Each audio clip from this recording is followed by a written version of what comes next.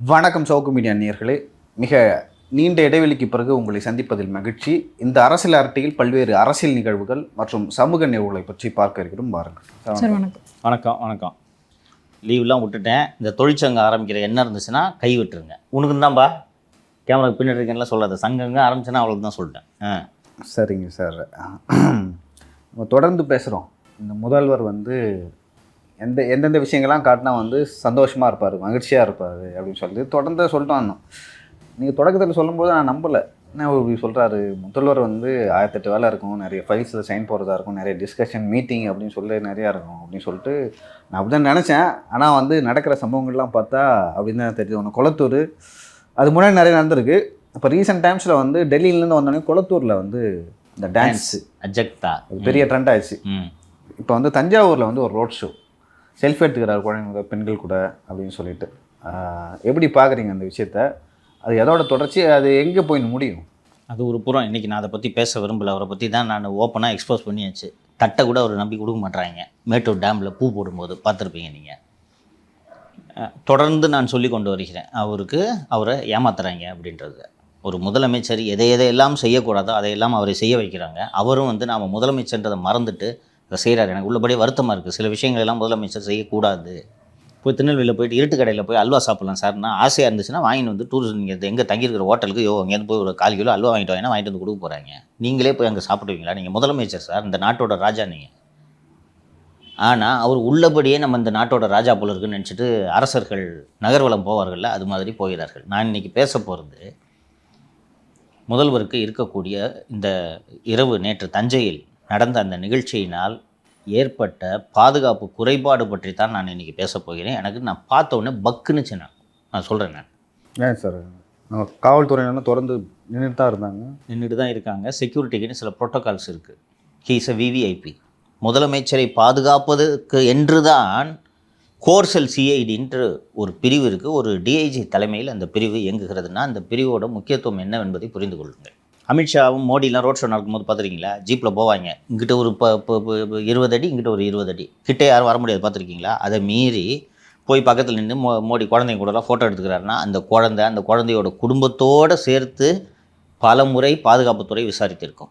முதல்வர் திரு ஸ்டாலின் அவர்கள் உள்ளாட்சித்துறை அமைச்சராக இருந்தபோது 13/6/2006 அன்று சென்னையிலேருந்து மதுரைக்கு பாண்டியன் எக்ஸ்பிரஸில் போய் ரயில்வே ஸ்டேஷனில் அவர் நடந்து போயிட்டு இருக்கும்போது பின்னாடிலேருந்து ஒருத்தன் சட்டை எடுத்தான், பிடிச்சிட்டான். ஒரு கத்தி கையில் வச்சுருக்கான். ஒரு சிஆர்பிஎஃப் ஜவான் டக்குன்னு பிடிச்சி அவனை தட்டி விட்டு, இன்னும் கூகுளில் நீங்கள் தேடி பார்த்தீங்கன்னா தெரியும், சிஆர்பிஎஃப் ஜவான் ஒரு டக்குன்னு ஒன்று பிடிச்சி அவனை தட்டி விட்ட உடனே அவன் ஆள் கண்டுபிடிக்க முடியல.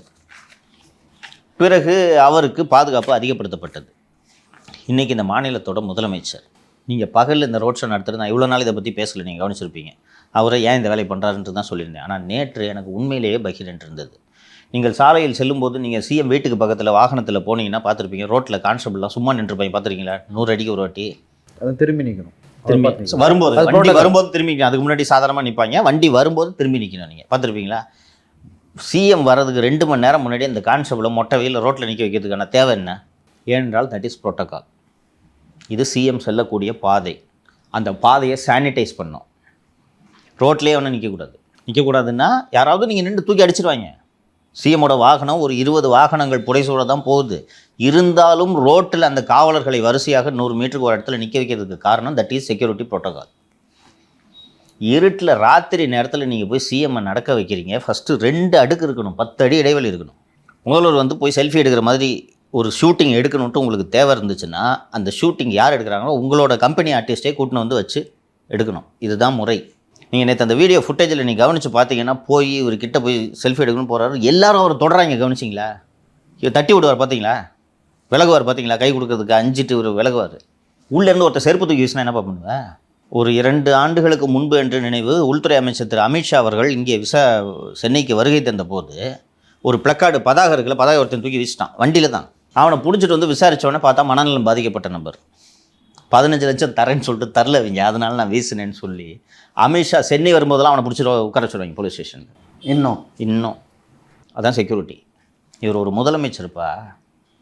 ஒரு முதலமைச்சருக்கென்று ப்ரோட்டோகால், செக்யூரிட்டி ப்ரோட்டோகால்ஸ் இருக்குது.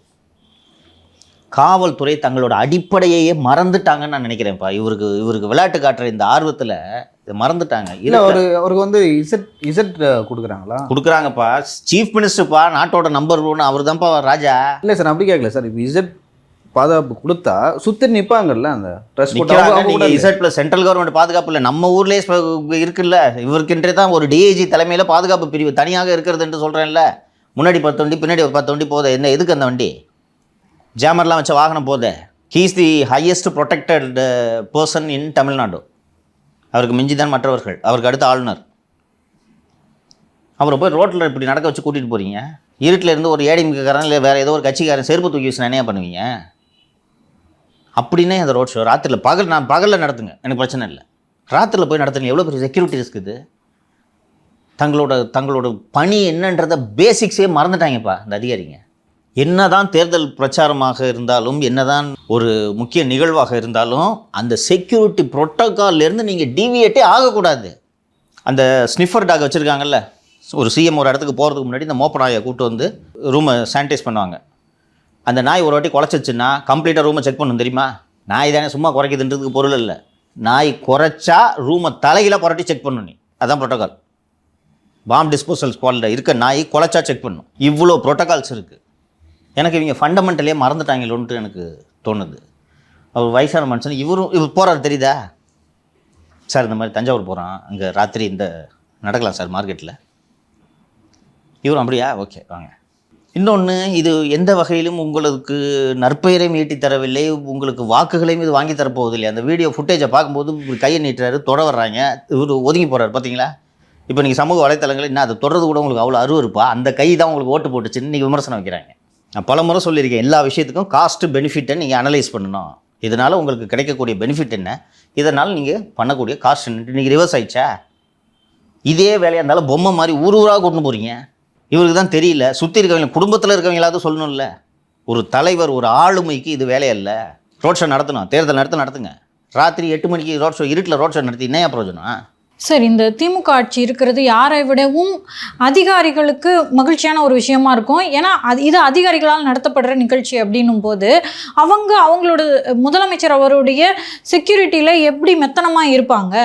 எப்படி மெத்தனமாக இருப்பாங்கன்னா, இவரை வச்சு எது வேணாலும் பண்ணலாம். அப்படின்னா நடந்துட போகுது, யார் வந்துட போகிறாங்க அப்படின்றத நடக்காது. நானும் நம்புகிறேன் நடக்காதுன்னு. ஆனால் நடக்குதோ இல்லையோ, நீங்கள் இப்படி தான் பாதுகாப்பு கொடுக்கணும்னு ஒரு ப்ரோட்டோக்கால் இருக்குது, அதையே மீறுறீங்கன்னு தான் நான் கேட்குறேன்.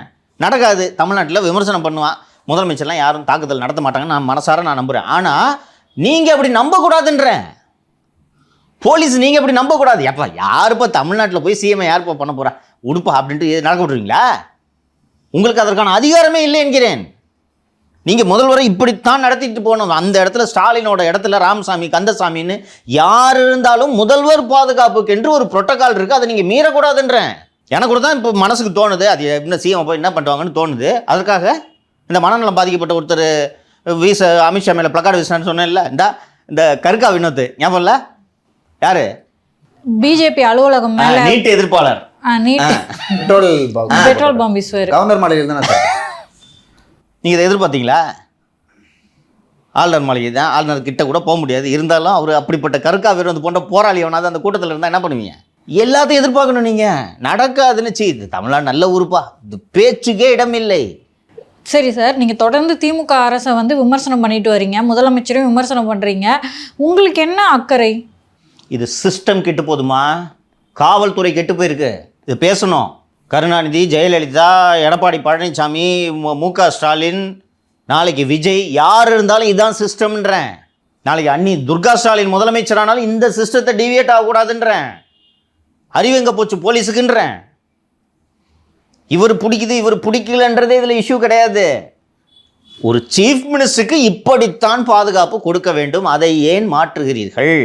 ராஜீவ்காந்தி 91 தேர்தல் பிரச்சார கூட்டத்திற்கு வரும்போது கிட்ட போகாதீங்க, போய் மாலை போடணுன்ட்டு அந்த லேடி கிட்ட போகும்போது அனுசியா என்ற அந்த உதவி ஆய்வாளர் பிடித்து போகாதேன்ட்டு தடுக்கும்போது பப்ளிக்கை டிஸ்டர்ப் பண்ணாதேன்ட்டு ராஜீவ்காந்தி தடுத்து விட்டு தனு போய் மாலை போட அனுபவித்ததன் விளைவு என்ன? எந்த அளவுக்கு விவிஐபியை நெருங்க முடியுதுன்னு விபி சிங் மீட்டிங்கில் ரிஹர்சல் பார்த்தாங்களா இல்லையாப்பா? பார்த்தாங்க. எவ்வளோ நெருங்க முடியுது? நெருங்கலாம். தமிழ்நாட்டில் இந்த மண்ணில் நாம் ஆதரவளித்து வந்த ஒரு இயக்கம் ஒரு முன்னாள் பிரதமரை கொலை பண்ணுவாங்கன்னு யாராவது எதிர்பார்த்தோமா? எதிர்பார்க்கணும். ஒவ்வொருத்தனுக்கும் ஒரு காரணம் இருக்கும். பண்ணி முடிச்சிட்டவன் அதுக்கான நியாயத்தை சொல்லுவான். ஏன் இதை நாங்கள் பண்ணோம் தெரியுமா, எங்களுக்கு இப்படி அநீதி இழைக்கப்பட்டதுன்னு ஒரு உருட்டுவாங்க. அது 1000 நியாயம் இருக்கட்டும். ஏன் வேலை முதல்வர் கிட்டே யாரும் வரக்கூடாது, அவ்வளோதான். எதுக்கு நீங்கள் ஒரு செக்ரட்டரியேட்டுக்கோ வேறு இடங்களுக்கோ போனால் எதுக்கு உங்களை ஃப்ரிஸ்க் பண்ணுறாங்க? ஹேண்ட் பேக்லாம் செக் பண்ணுறாங்களா? எதுக்கு? பாதுகாப்புனா இப்படித்தான். இருட்டு நேரத்தில் அந்த இடத்துல முதலமைச்சரை அழைத்து செல்லக்கூடாது. அந்த கூட்டத்தில் இருக்க எல்லாரையும் சானிடைஸ் பண்ணிட்டீங்களா? செக் பண்ணிட்டீங்களா? நீங்கள் எப்படி தைரியமா அவ்வளோ க்ரௌடு பக்கத்தில் நடத்தி கூட்டு போகிறீங்க சிஎம்ஐ? அங்கே ஸ்டாலினில் உதயநிதியே இருக்கட்டுமா? இது இருக்கணுன்றேன். டிபார்ட்மெண்ட் எப்படி கெட்டு போச்சுன்றதுக்காக சொல்கிறேன் நான். ஏற்கனவே உள்நாட்டு பாதுகாப்புலாம் கோட்டை விட்டாங்கன்னு சொன்னேன். இன்றைக்கி சிஎம்மோட செக்யூரிட்டியே கோட்டை விட்டாங்க. இவருக்கு ஒன்றுமே தெரியாது. கிழக்கு கடற்கரை சாலையில் ஏஆர் ரஹ்மான் நிகழ்ச்சி நடந்தாண்டு 22 நிமிடம் ரோட்டில் நிற்க வச்சாங்களா சிஎம்ஐ? அன்றைக்கே 4 பேரை சஸ்பெண்ட் பண்ணி தானே பயம் இருக்கும் இவங்களுக்கு. ஒரு நல்ல அதிகாரி, சார் ரோட் ஷோ நடத்துங்க, பகல் நடத்துங்க, இந்த ராத்திரி ரோட் ஷோ இந்த வேலைலாம் வேணாம் சார், நான் அலோ பண்ண முடியாது. கூட்டத்தில் எவன் வேணாலும் இருப்பார் சார், நான் அலோ பண்ண முடியாது.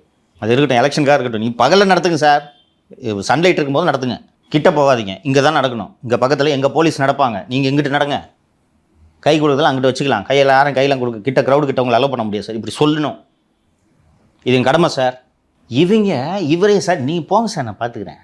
புரியுது சார். என்ன நடந்துற போகுதுன்னு நான் அலட்சியமா இருக்கலாம், நீங்க அலட்சியமா இருக்கலாம், நான் அலட்சியமா இருக்கலாம். அது நம்ம ஊர்ப்பா, தமிழ்நாட்டில் யாருப்பா சிஎம் போய் அட்டாக் பண்ண போகிறதுன்ட்டு நம்ம இருக்கலாம். காவல்துறை இருக்கக்கூடாது. ஒவ்வொரு அசாசினேஷன்லேருந்தும் பாடம் கற்றுக்கிட்டு வருது. ராஜீவ்காந்தி அசாசினேஷனில் ஏற்பட்ட பாதுகாப்பு குறைபாடுகளை மட்டும் ஆராய்வதற்காக, அதற்கு முன்னாடி இந்திரா காந்தியோட அசாசினேஷனில் ஏற்பட்ட பாதுகாப்பு குறைபாடுகளை ஆராய்வதற்கு ஒரு கமிஷனை போட்டு அதிலிருந்து படிப்பனைகளை கற்றுக்கொண்டு, அதற்கு பிறகு ராஜீவ்காந்தி படுகொலையில் பாதுகாப்பு குறைபாடுகளை ஆராய்வதற்கென்று வர்மா கமிஷன் அமைக்கப்பட்டு, அதற்கு பிறகு இன்னும் இதெல்லாம் ஸ்ட்ரீம்லைன் பண்ணுறாங்க. ஸ்ட்ரீம்லைன் பண்ணி இன்றைக்கி ஒரு ப்ரோட்டோகால் இஸ் இன் பிளேஸ். இதை ஏன் மீறுறீங்கன்றதான் என்னோட வருத்தம். கெட்டு போச்சு, ஒரு பொம்மை சிஎம்ன்றதுனால இப்படி இதை செய்கிறார்கள் என்று தான் நான் புரிந்து கொள்கிறேன். ஏன் சார் ஒரு அதிர்ச்சி ஏற்படலை? என்னது? சோஷியல் மீடியாவில் இது மாதிரி இந்த ஆங்கிள் யாரும் பார்க்க மாட்டாங்கம்மா. எனக்கு நான் அந்த துறையில் இருந்தவன், உளவுத்துறை அதிகாரிகள், காவல்துறை அதிகாரிகளோடு நெருங்கி பழகியதன் காரணமாக எனக்கு பார்த்தோன்னே எனக்கு இதான் தோணுது. என்ன இருட்டில் ரோட் ஷோ? இதான் எனக்கு ஃபஸ்ட்டு தோணுது. வழக்கமாக நான் பண்ணேன்னா இருந்தாலும் எப்போ பாரு ஃபோட்டோ எடுக்கிறாரியா, ஆரம்பிச்சிட்டாரியா ஃபோட்டோ ஷூட்டை என்றது பார்க்கக்கூடிய நான், இருட்டில் ரோட் ஷோ ஒன்று பார்த்த உடனே எனக்கு ஐயோ ஆர் திஸ் பீப்புள் மேட், பைத்தியமாவீங்க, என்ன சிஎம் இருட்டில் நடக்க வச்சு கூப்பிட்டு போகிறாங்க இப்படி க்ரௌடில் அப்படின்னு தான் எனக்கு தோணுச்சு. ஸோ அதற்கு பிறகு ஒருவேளை என்னோட புரிதல் தவறோ என்று நான் சில ஐபிஎஸ் அதிகாரிகளிடம் பேசினப்போ பிளண்டர்ன்ட்டாங்க, செய்யவே கூடாது அப்படின்னு அந்த பாதுகாப்பு மெத்தட்ஸ் எல்லாம் என்னன்றதெல்லாம் எக்ஸ்பிளைன் பண்ணாங்க. அதுக்கு தான் நான் பகிர்ந்துக்கிறேன். சரிங்க சார். இன்னொரு செய்தியும் வந்து திமுக சம்மந்தப்பட்டது தான்.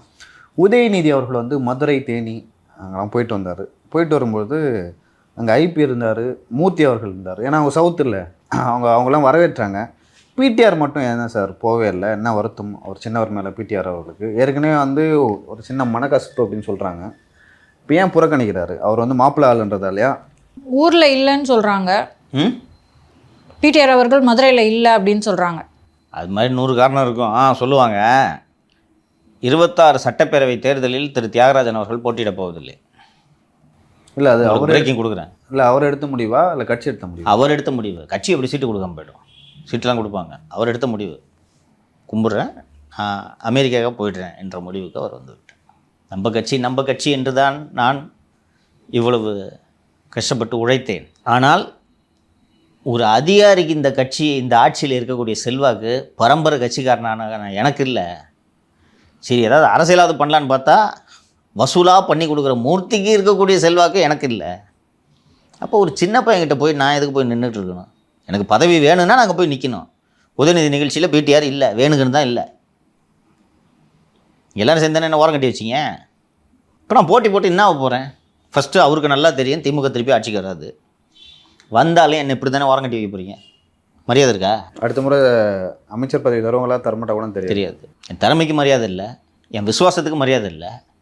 நான் எதுக்கு போட்டுட்டு இந்த ஜனங்கிட்ட போய் கையெடுத்து கும்பிட்டு உங்களை தளபதியை முதல்வராக்குங்கள் நான் ஏன் போய் கேட்கணும்? இந்த வாயால் நான் இனி அதை செய்ய மாட்டேன் என்ற முடிவுக்கு வந்து விட்டார். வெளிப்படையாகவே சட்டப்பேரவையில் சொன்னார்ல, நீலகிரி மாவட்டத்திற்கு ஒரு ஐடி பூங்கா வேண்டும் அப்படின்னு கேட்டப்போ யார்கிட்ட அதிகாரம் இருக்கா கேட்டுக்குங்க சார்.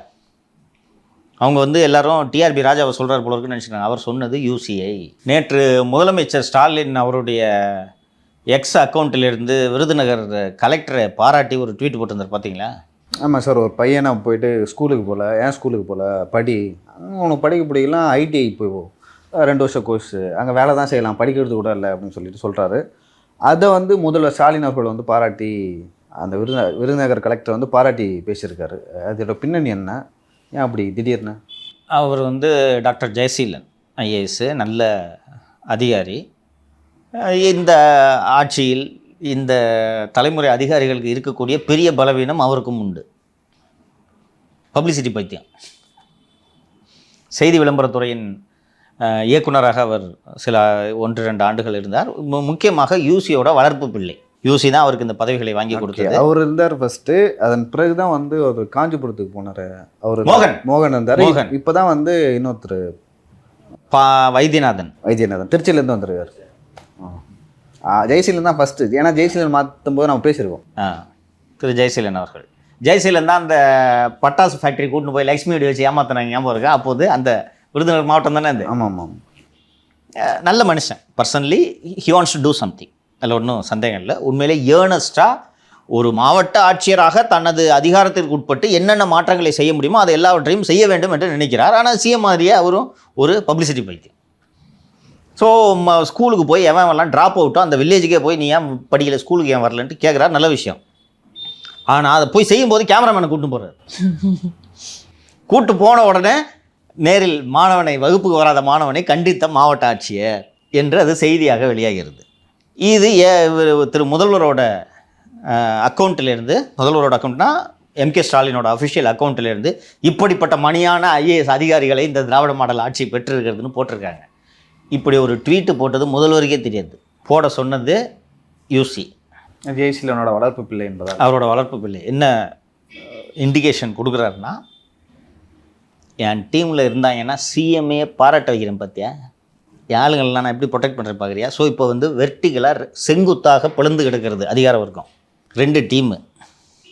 ஒன்று முருகானந்தன் டீமு. யார்? முருகானந்தன் நம்ம தலைமைச் செயலர். இன்னொன்று யூசி டீம். இல்லை சார், ஒரு காலகட்டத்தில் அவங்க 60 குழு, அவங்க வந்து எல்லாம் ஒன்றா தான் இருப்பாங்க. 60 குழுவில் ஒன்றாக இருந்தார்களோ தம்பி. யூசிக்கு வந்து நான் நம்பர் 1, என்னுடைய ஆளுமையை ஏற்றுக்கொண்டு நீ எனக்கு கீழ் செயல்படுவதாக இருந்தால் நான் உன்னை எதுவும் சொல்ல மாட்டேன், செய்ய மாட்டேன். நீ என்ன திடீர்னு உண்மையிலே சீஃப் செக்ரட்டரி மாதிரிலாம் ஆக்ட் பண்ணுற, இது என்ன, இது புது பழக்கம்? ஐயா சரியாக வராத.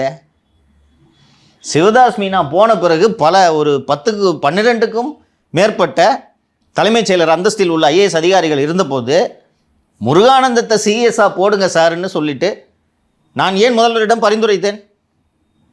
முதல்வரிடம் பரிந்துரைத்தேன் என்று சொல்வதை விட நான் ஏன் உங்களை தலைமைச் செயலராக்க வேண்டும் என்று முடிவெடுத்தேன். நான் சொல்கிறத கேட்டுக்கிட்டு நீங்கள் செயல்படுவீங்கன்றதுக்காக தான். இது என்ன இப்போ புது பழக்கம்? லாஸ்ட் வீக் ஒரு மீட்டிங் நடந்துச்சு, நான் எக்ஸ் தளத்தில் பதிவு பண்ணியிருந்தேன், நீங்கள் பார்த்துருப்பீங்கன்னு நினைக்கிறேன்.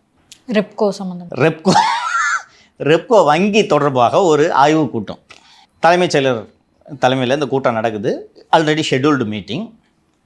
தலைமைச் செயலர், பொதுத்துறை செயலர், இன்னும் சில மூத்த அதிகாரிகள், ரெப்கோ வங்கியின் அதிகாரிகள் எல்லாம் வந்து விட்டார்கள். எல்லோரும் காத்திருக்கிறார்கள்.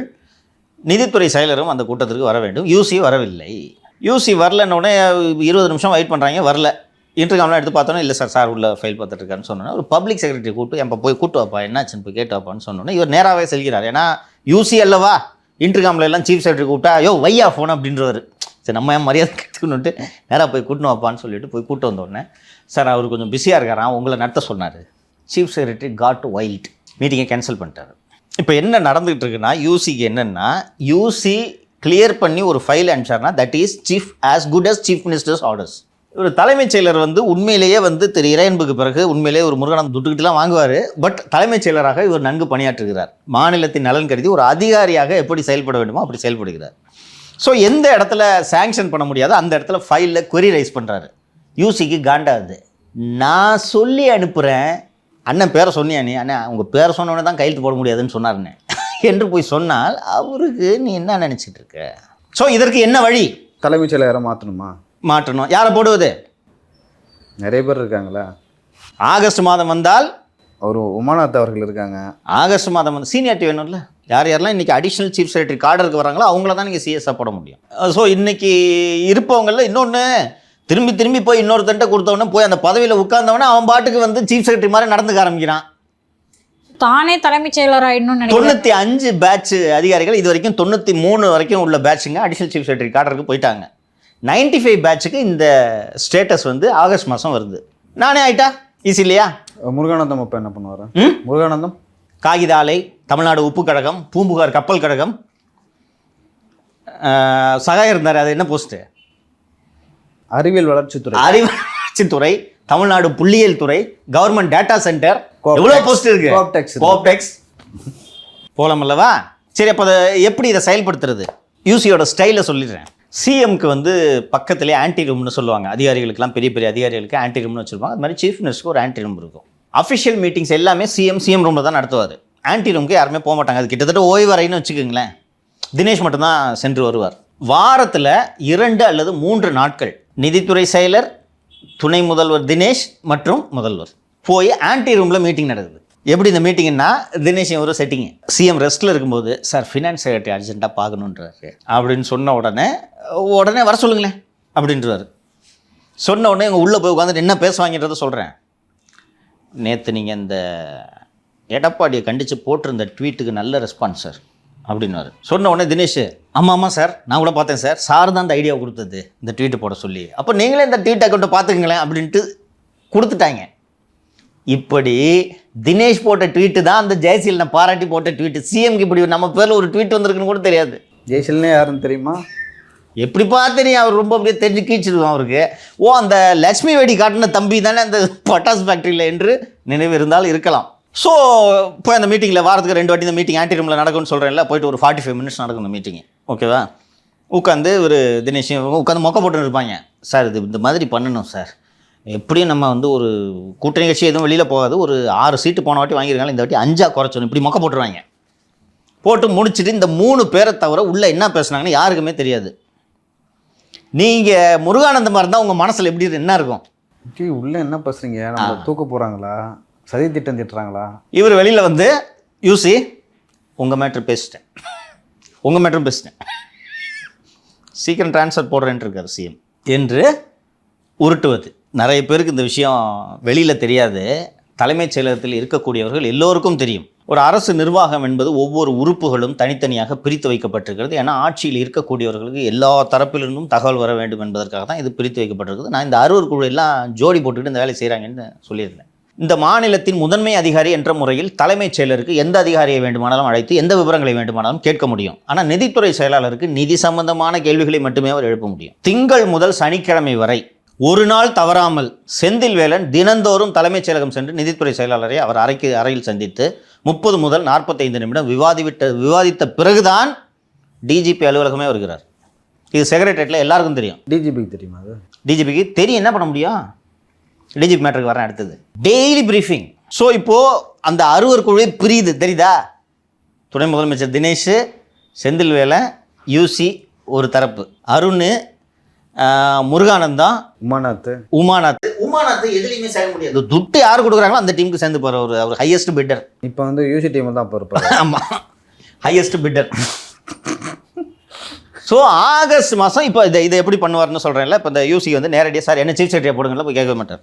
ரெகுலராக போயிட்டு அவரை நம்பி கொடுத்தோம், ஒரு சீஃப் செக்ரட்டரி இப்படி பண்ணிட்டார், இதனால கெட்ட பேர்.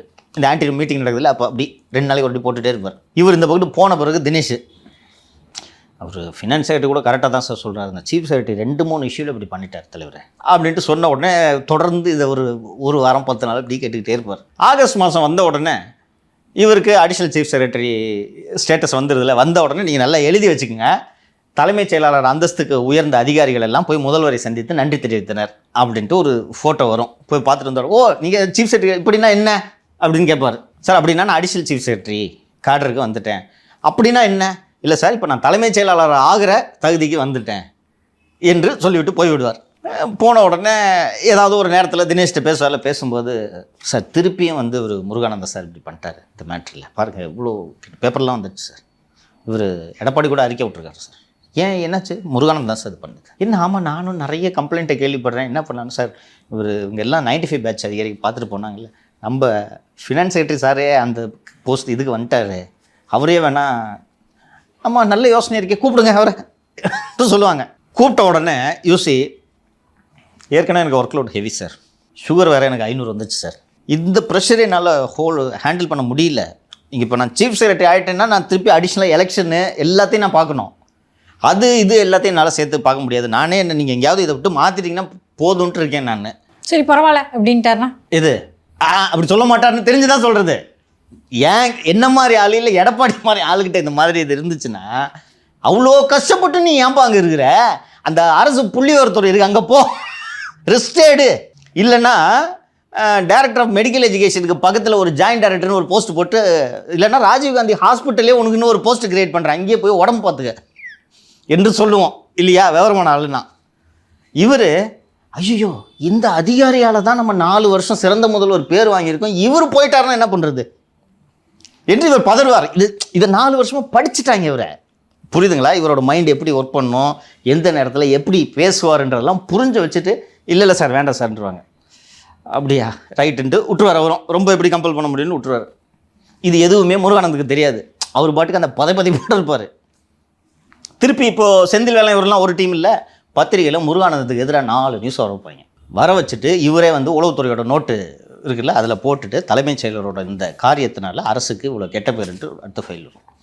என்னங்க இவரால் தொடர்ந்து பிரச்சனையாக போச்சு அப்படின்னு சொன்ன உடனே திருப்பி என்னங்க நான் உங்கள்கிட்ட சொல்லிகிட்டே இருக்கேன், நீங்கள் வந்து இது மாதிரி பண்ணுறீங்க, நீங்கள் பேசாமல் சீஃப் செக்ரட்டரி ஆகிடுங்கன்னு சொன்னோடனே, இல்லை சார் நான் தான் சொன்னேன் ஹெல்த். ஏங்க இவ்வளோ தூரம் சொல்கிறேன் நீங்கள் கேட்க மாட்டிங்களா? நான் சிஎம் சொல்கிறேன்.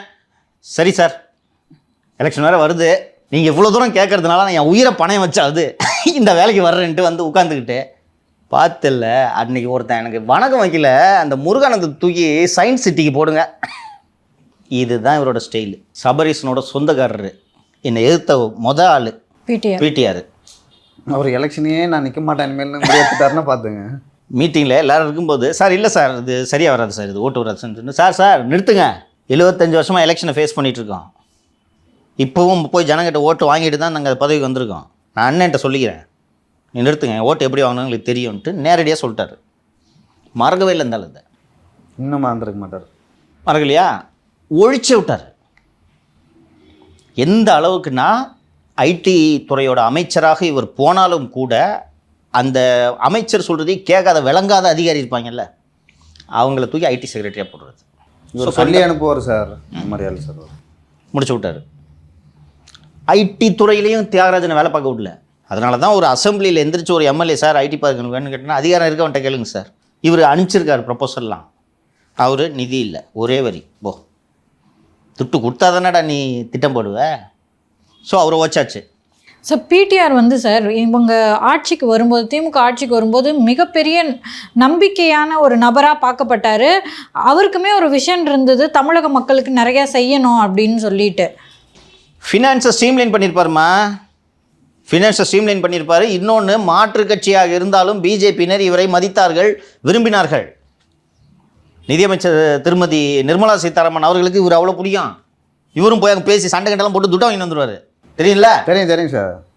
ஸோ எங்கேயாவது நேரில் பார்த்தாங்கன்னா அவ்வளோ நல்லா பேசுவாங்களா நிர்மலா சீதாராமன் அவர்கள்? மரியாதை, அந்த திறமைக்கு இருக்க மரியாதை. எஸ்ஆர் தஃபலோ, ஜான் ரீஸ்லாம் அண்டு ரகுராம் ராஜன்லாம் முதலமைச்சரோட அறிவுத்திறனை பார்த்து வந்தார்களா, இல்லை யூசியோட திறமை பார்த்து வந்தார்களா? இவருக்காக வந்தாங்க. அவரை ஓச்சிட்டாரு. ஃபுல்லாக சேலஞ்ச் பண்ணான் இல்லையா? சிஎம்மோட பையன் சொல்லிட்டு டெப்டி சிஎம்ன்றதில் இந்த கித்தாப்பில் நீ சேலஞ்ச் பண்ண. இன்றைக்கி உங்கள் அப்பாவே நீ இந்த பக்கமே வரக்கூடாதுன்னு சொல்கிற லெவலுக்கு பண்ணிட்டேன்ல. ஸோ இவங்க 2 பேரையும் முடிச்சுட்டு இது இன்னும் புதுசாக தலைமைச் செயலாளர்னு ஒருத்தன் இங்கே உட்காந்துக்கிட்டு முருகானந்தம்னு பேர் மீட்டிங்லாம் கூப்பிட்றாரு. மீட்டிங்க்கு கூப்பிட்ற அளவுக்கு நான் ஒரு மேன், நான் யூசி, என்னை மீட்டிங்கு கூப்பிட்றதுக்கு ஒருத்தன் பிறந்து வரணும். சிஎம் மீட்டிங் வரணுமா இல்லையான்றதை நான் தான் முடிவு பண்ணுற நிலைமையில் இருக்கேன். நீ என்ன மீட்டிங் கூப்பிடுறியா? அதுவும் பிளடி ரெப்கோ பேங்க் பார்க்குறியா? இப்படித்தான் 4 வருஷமாக முழுமையாக. இன்னொன்று, இவர் சொல்கிறதெல்லாம் காதில் ஓதுறதுக்கு தினேஷ், இவர் என்ன சொல்கிறாரோ அதெல்லாம் ரிப்போர்ட்டாக போடுறதுக்கு செந்தில் வேலை. இப்போ இவரோட தொலைநோக்கு திட்டம், இவர் சிஎஸ்ஸு, இவரோட பேட்ச்மேட்டு டேவிட்சன் டிஜி. எலெக்ஷன் வரும்போது 3 மாதங்களுக்கு முன்பாக தமிழ்நாடு காவல்துறையின் தலைமை இயக்குனர் பதவிக்கான ப்ரொப்போசலை அனுப்பணும் இல்லையா? யூபிஎஸ்சிக்கு அனுப்பணும்ல. நீங்கள் 10 பேர் அனுப்பினா அவங்க 3 பேரை செலக்ட் பண்ணி கொடுப்பாங்க. இந்த மொமெண்ட் வரைக்கும் ப்ரொப்போசல் போல். ஆகஸ்ட்டில் Jiwal retirement, not less than 3 monthsனு சொல்லிடுது ரூலு. 3 மாதத்துக்கு மினிமம் 3 months, அதுக்கு மேலே எவ்வளோ வேணாலும் அனுப்புங்க. இன்றைக்கி வரைக்கும் அந்த ப்ரொப்போசல் அனுப்புறதுக்கான நடவடிக்கைகளை கூட அவர்கள் எடுக்கவில்லை. ஜிவால் ரிட்டையர் ஆக விட்டுட்டு டேவிட்சனை உளவுத்துறை கூடுதல் டிஜிபி ஆக்கி அடிஷ்னல் சார்ஜாக இதை பாருங்கன்னு சொல்லிவிட்டு அப்படியே உருட்டிட்டு எலெக்ஷன் ஃபேஸ் பண்ணிடலான்னு இவங்க திட்டமிடுறாங்க. இவங்க தானே கவர்மெண்ட்டு. அவர் என்ன பார்த்துட்டு 10 பேர் இருக்கும்போது எதுக்கு நீ அடிஷ்னல் சார்ஜ் ஒருத்தனை போடுறேன்னு கேட்டுருவார். அவர் கேட்க மாட்டார் என்பது இவர்களுக்கு நன்றாக தெரியும் அல்லவா. உனக்கு வேலை என்ன, ரோட் ஷோ போகிறதானே, போ Thanjavur battle Tirunelveli road show போ நான் கவர்மெண்ட் நடத்திக்கணும். இந்த லெவலில் தான் வச்சுருக்காங்க. வருத்தத்தோடு தான் சொல்கிறேன். இந்த ஜூனியர் உடனில் எந்த அளவுக்கு ஒரு மோசமான அவலமான நிர்வாகம் தமிழகத்தில் நடைபெற்று கொண்டிருக்கிறது என்பதை பாருங்கள். கடந்த 10ஆம் தேதி ஐபிஎஸ் ட்ரான்ஸ்ஃபர் வந்துச்சு. ஜூனியருடன் அதை பற்றி நல்லா டீட்டெயிலாக எழுதியிருக்காங்க. ஜூன் 10ஆம் தேதி அர்த்த ராத்திரியில் ஐபிஎஸ் ட்ரான்ஸ்ஃபர் வெளியானதே அப்படின்ட்டு போட்டுட்டு, என்றுமில்லாத புதுக்கதையாக இது இருக்கிறதேன்னு போட்டுட்டு, இந்த ட்ரான்ஸ்ஃபர் ஆர்டருக்கான கோப்பு உள்துறை துணை செயலாளரில் தொடங்கி உள்துறை செயலாளர், முதல்வரின் செயலாளர், சட்டம் ஒழுங்கு டிஜிபி என பலரிடமும் கையெழுத்தாகித்தான் வெளியாகி இருக்கிறது. ஆனால் ஜூன் 10ஆம் தேதி என்பதற்கு பதிலாக மே 10ஆம் தேதி என ஆர்டர் இருந்தது. தப்பாக இருந்துச்சு அந்த ஆர்டர் என்று இருந்ததை இதை ஒருத்தர் கூட கவனிக்கல. இவ்வளவு பிழையோடு இந்த ஆர்டர் வரும்போதே இது எவ்வளவு ப்ரெஷருக்கு பிறகு இந்த ஆர்டர் வந்திருக்கின்றதை புரிந்து கொள்ளலாம். மத்திய மாவட்டத்தில் பணிபுரியும் வாய் துடுக்கு மழை அதிகாரியை டம்மி போஸ்டில் தூக்கியடிக்க முன்வந்தது காக்கி மேலிடம். விஷயத்தை கேள்விப்பட்டவர் தலைநகருக்கு பறந்து வந்து வாரிசு தலைவரிடம் சரணாகதி அடைந்து தப்பித்திருக்கிறார். இது ஒரு போர்ஷனு. யார் இது? சர்ச்சைக்குரிய வாய் துடுக்கு மழை அதிகாரி யார்ப்பா? வருண பகவான். அதேபோல் உளவுத்துறையில் பணிபுரியும் சூரிய உயர் அதிகாரி தான் எதிர்பார்த்த சரகம் கிடைக்கவில்லை என கூறி அங்கு போக மறுத்துவிட்டாராம். இதனால் டிரான்ஸ்ஃபர் பட்டியல் மாற்றத்திற்கு உள்ளாகும், சிபாரிசு லிஸ்ட் நீளும் என்பதால் நடுராத்திரி ரிலீஸ் பண்ணுங்கன்னு கோட்டை அதிகாரி சொல்லிவிட்டார். தலைநகரில் பவர்ஃபுல் இடத்தில் இருந்த இது யாருன்னு கேட்கல நீங்கள்? யார் சார்? உளவுத்துறையில் பணிபுரியும் சூரிய உயர் அதிகாரி. அங்கே வேல் தான் சார் இருக்காரு. இல்லை, அவருக்கு கீழே இருக்காரு பகலவன். அவர் இங்கேயே உட்காந்துக்கிட்டு போர் அடிக்குது, சின்ன சின்ன பசங்கள்லாம் ரீல்ஸ் போடுறாங்க, நம்மளும் ரேஞ்ச் டிஜி ஆகி நம்ம ரீல்ஸ் போடணுன்ட்டு அவர் ஆசைப்பட்டிருக்காரு. அது கிடைக்கல. தலைநகரில் பவர்ஃபுல் இடத்தில் இருந்த ஒரு சக்கர அதிகாரி தன் விருப்பத்தின் பேரிலேயே டம்மியான பதவிக்கு போனதாக சொல்லிக் கொள்கிறார். சக்கர அதிகாரி யாரு? சிபி சக்கரவர்த்தி. கரெக்டு, பாஸ் இம்ப்ரூவ் ஆகிட்டேன். ஐயோ சிபி சக்கரவர்த்தி. சரி, இப்போ ஆட்சி நடக்குது. அவர் ஜேசி சவுத்தாக இருக்கார், ஜாயின்ட் கமிஷனர் சிட்டியில் இருக்கிறது ஒரு பவர்ஃபுல் போஸ்ட்டு. இப்போ அவர் காகித ஆலைக்கு நியூஸ் பிரிண்ட் லிமிட்டோட விஜிலன்ஸ் ஆஃபீஸராக டவுன்கிரேட் பண்ணி போகிறாரு. ஏடிஜிபி போஸ்ட்டை டிஐஜி லெவலுக்கு டவுன்கிரேட் பண்ணி போகிறார். ஏன் போகிறார் சொல்லுங்கள்? அதான் அடுத்த ஆட்சி வந்தால் பெட்டரான பொசிஷன் கிடைக்கும். அதுக்கு அப்படி இல்லை சார். பாருங்க, அதிமுக போய் பேசுங்க, என்ன பாருங்க, உங்களுக்கு ஆதரவா செயல்பட்டேன், திமுக நியாயமா நடந்துக்கிட்டேன், தூக்கி அடிச்சு. இவங்க சொல்றதெல்லாம் கேட்கல பாருங்க, என்ன போய் டம்மி போஸ்ட். நானும் அவங்கள்ட்ட போய் சொன்னேன், அம்மா வழியில் ஆட்சி நடக்கணும் அப்படின்னு சொன்னேன். நல்லா விட்டுவாங்க, அருமையா விட்டுவாங்க, தூக்கி அடிச்சிட்டாங்க அப்படின்னு. இதுக்குதான். ஸோ இது என்னன்னா, இது வருண் அவசர அவசரமாக வருணை மாற்றணுன்ட்டு நம்ம ஏற்கனவே இந்த டிஜி இஷ்யூ பண்ண சர்க்குலரை பற்றி நம்ம டிஸ்கஸ் பண்ணோம். ஓகேவா? இவ்வளோ நாள் இல்லாமல் நீங்கள் கேட்டிங்களா லியோ கேட்டாரான்னு தெரில. இவ்வளோ நாள் இல்லாமல் இப்போ ஒரு ஜிவால் இந்த சர்க்குலரை இஷ்யூ பண்ணாருனோன்னு இந்த பவர் ஈக்குவேஷன் குறைஞ்சிருச்சு. குறிப்பாக தம்பி மிஸ்ஸிங்கு. அதனால் தம்பி இல்லாததுனால சரி இனிமேல் எதுவும் பண்ண முடியாதுன்னு தான் டிஜி இந்த சர்க்குலர் இஷ்யூ பண்ணியிருக்காருன்ட்டு நான் சொன்னேன். இப்போது அதே பேட்டர்னில் ட்ரான்ஸ்ஃபர் போடலான்னு முடிவெடுத்துட்டாரு. யாருக்குமே வருணை பிடிக்கல. யாருக்குமே வருணை பிடிக்கல. ஸோ ட்ரான்ஸ்ஃபர் போடணுன்ட்டு இவரை தூக்கி ஒரு டம்மி போஸ்ட்டில், அதாவது இந்த டெக்னிக்கல் சர்வீஸு இது மாதிரி காகித ஆலை இது மாதிரி போஸ்ட்டில் போடலான்ட்டு டிஜி ப்ரொபோசல் எழுதி வைக்கிறாரு.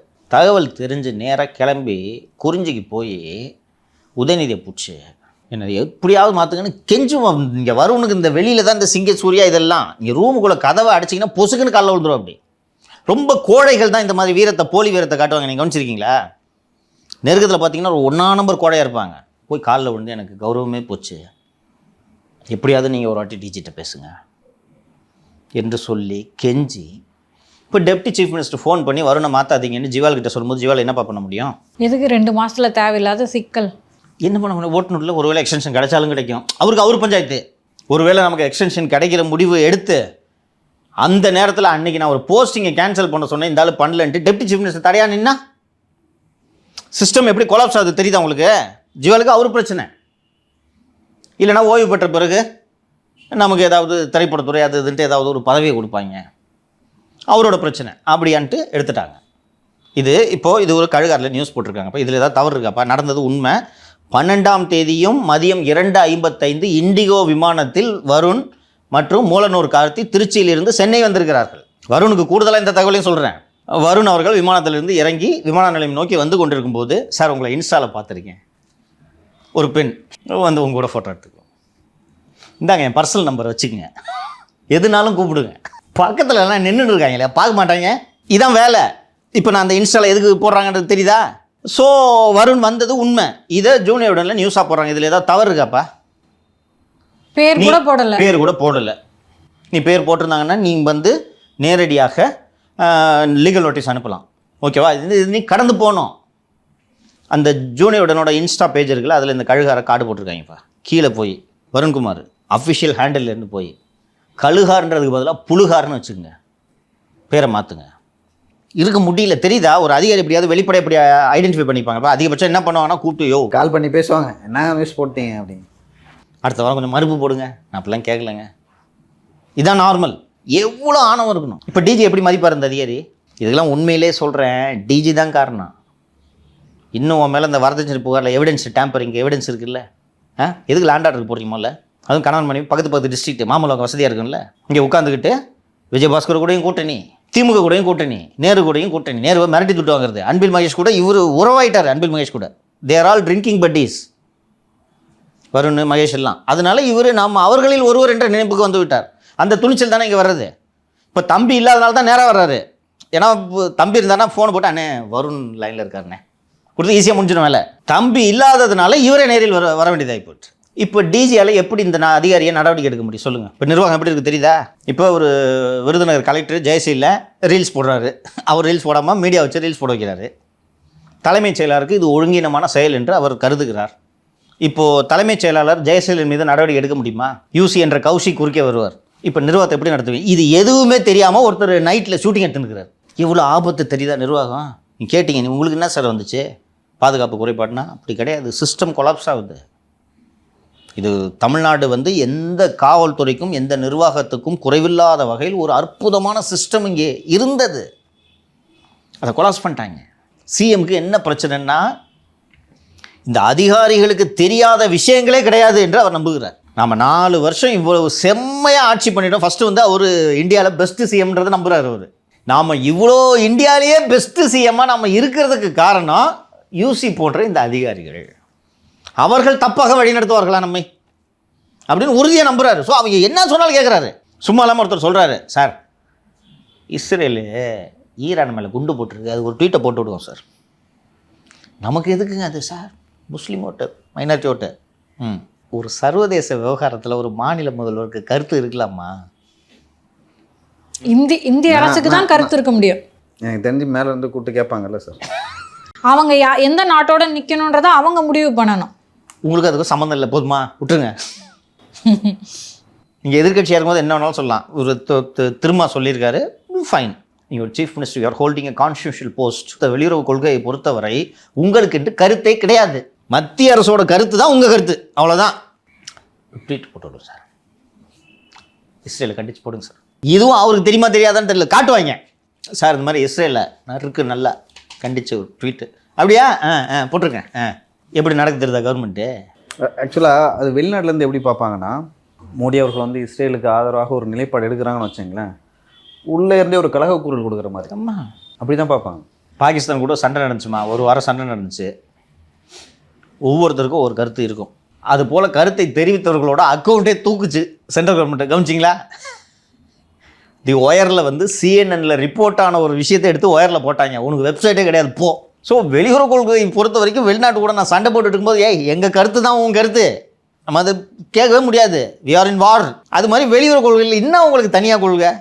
நீங்கள் கவனித்து பார்த்தீங்கன்னா தெரியும், தமிழக மீனவர்களை சிங்கள கடற்படை பிடித்து செல்கிறது என்றால் மத்திய அரசுக்கு தான் முதலமைச்சர் கடிதம் எழுதுறாரு. ஏன் நேரடியாக அங்கே எழுதுங்களேன், எப்படி ஒரு பொம்மையாக்கி வச்சுருக்காங்க தெரியுதா? ஸோ திருப்பியும் அவர் வந்தார்னா யூசி தான் சிஎம், நினச்சதெல்லாம் செய்யலாம்ல. பெத்த பிள்ளையால் இன்றைக்கி யூசியை மீறி எதுவும் செய்ய முடியல தானே, மருமகனால் இன்றைக்கி யூசியை மீறி செய்ய முடியல தானே, மாமாவிட்ட பேசவே முடியல தானே. அப்போ யாரோட ஆட்சி இது? தியாகராஜன் என்ன நினைக்கிறான்னா யாரோட ஆட்சியா அது? ரோடாக போய் பேசி வெயிலில் அலைஞ்சு அமெரிக்கா வேலையை விட்டுட்டு வந்து கஷ்டப்பட்டு நம்ம கட்சியோட ஆட்சின்னு நினச்சி வந்தால் யாரோ ஒரு யூசி வந்து உட்காந்துக்குன்னு நான் சொல்கிறது கேளுன்றான். இதில் ஏதாவது மாற்றம் வரப்போதா? 26 ஏதாவது மாற்றம் வரும்னு உங்களுக்கு தோணுதா? தெரில. பட் ஆனால் நான் சில தகவல் கேள்விப்பட்டேன் சார். பிடிஆர் தியாகராஜன் இதே நிலைமை போனால் வந்து ஏதோ ஒரு கட்சியில் இணைய போகிறாரு. அவர் போக மாட்டார்னு நான் நம்புகிறேன்ப்பா. தெரில சார். இல்லை அவர் போட்டியிட மாட்டார்னா அப்போ போக மாட்டார்னு சொல்ல முடியாதுல்ல. நான் திமுகவில் போட்டியிடல, ஓகேவா? இப்போ நீங்கள் வேறு என்ன ஆப்ஷன் இருக்குதுன்னு ஒரு விஷயம் இருக்குல்ல. நான் பாலிடிக்ஸில் இருந்துட்டேன், இப்போ நான் இன்னொரு கட்சியை தேடி தானே போவேன். அதிமுகவை பார்ப்போம், பொறுத்திருந்து பார்ப்போம். சார் தொடர்ந்து வந்து பிஎம்கேல ஒரு உட்கட்சி பூசல் போயிட்டே இருந்தது, அப்பாவுக்கும் மகனுக்குமானது. அப்பா வந்து சொல்லிட்டாரு, அன்புமணி வந்து எனக்கு நெஞ்சு வலி வர வைக்கிற அளவுக்கு வேலைகளை பண்ணுறாரு அப்படின்னு சொல்லிட்டு. இல்லை என்னை மன்னிச்சிடுங்க அப்படின்னு அன்புமணி சொல்லியிருக்காரு. ஸோ இது ஒரு நல்ல சமாதான முயற்சியாக பார்க்கலாமாங்க சார்? அது சமாதான முயற்சியே இல்லை, ஊரை ஏமாற்றும் முயற்சி. ஏற்கனவே ஐயா பத்திரிகையாளர் சந்திப்பில் வாயை திறந்தாலே பொய், நல்லா பொய் சொல்லுவான், நடிப்பான் என்று சொல்லியிருக்கிறார். என்ன கேட்குறாரு உங்கள் அப்பா? செயல் தலைவராக தொடர்கிறேன், ஊராக போய் கட்சி வேலை செய்கிறேன், இது சொல்லுங்கள் முடிஞ்சுன்றாரு இல்லையா? சொல்ல வேண்டியதானே, சொல்லுங்கள் சார், அவ்வளோதானப்பா அவர் கேட்குறது. அதுவும் ஒரு வெளிப்படையாக அறிவிச்சிருந்தார், 26 தேர்தல் வரைக்கும் நான் கட்சியை பார்த்துக்கிறேன், அதுக்கப்புறம் நீயே வச்சுக்க என்று சொல்கிறார். அதற்கும் ஒத்து வரவில்லை. இப்போது நான் அது சொன்னதை அழிச்சிருங்க, கோட்டை ஃபஸ்ட்லேருந்து போடுங்க, 26க்கு பிறகு நான் தான் கட்சியை பார்ப்பேன்ட்டார். அவர் சொல்கிறது அதானே, அப்பா நீங்கள் 100 ஆண்டுகள் வாழ வேண்டும், நீங்கள் என் குலதெய்வம். 100 ஆண்டுகள் இருந்தால் 100 ஆண்டுகள் இருக்கிற வரைக்கும் நீங்கள் வர முடியாது, அதான் அர்த்தம். அப்பாவுக்கு ரத்த அழுத்தம், சர்க்கரை நோயெலாம் இருக்குது, நீங்கள் டென்ஷன் ஆகக்கூடாது. 45 ஆண்டு காலமாக நீங்கள் வளர்த்த இயக்கத்தை வழிநடத்த நாங்கள் இருக்கிறோம், உங்களுக்கு என்ன வேண்டும் சொல்லுங்கள். அவர் சொல்லிட்டாரு என்ன வேணும்னு. தலைவர் பதவி தான்ப்பா எனக்கு வேணும். இவர் தலைவராக இருந்து நான் அதை செயல்படுத்துகிறேன். எப்படி? அன்புமணிக்கு தன்னை தவிர எல்லாரும் முட்டாள்னு நினப்பு. இது மற்றவங்க இருக்கலாம் அப்படி முட்டாளா, அவங்க அப்பா முட்டாளா? இன்றைக்கி டைம்ஸ் ஆஃப் இந்தியாவுக்கு நான் 4-8க்கு பேட்டி வரிசையாக நியூஸ்மெண்ட்டில் ஷபீருக்கு கொடுத்துருக்காரு பேட்டி, அதுலேயும் போட்டு வச்சிட்டாரு.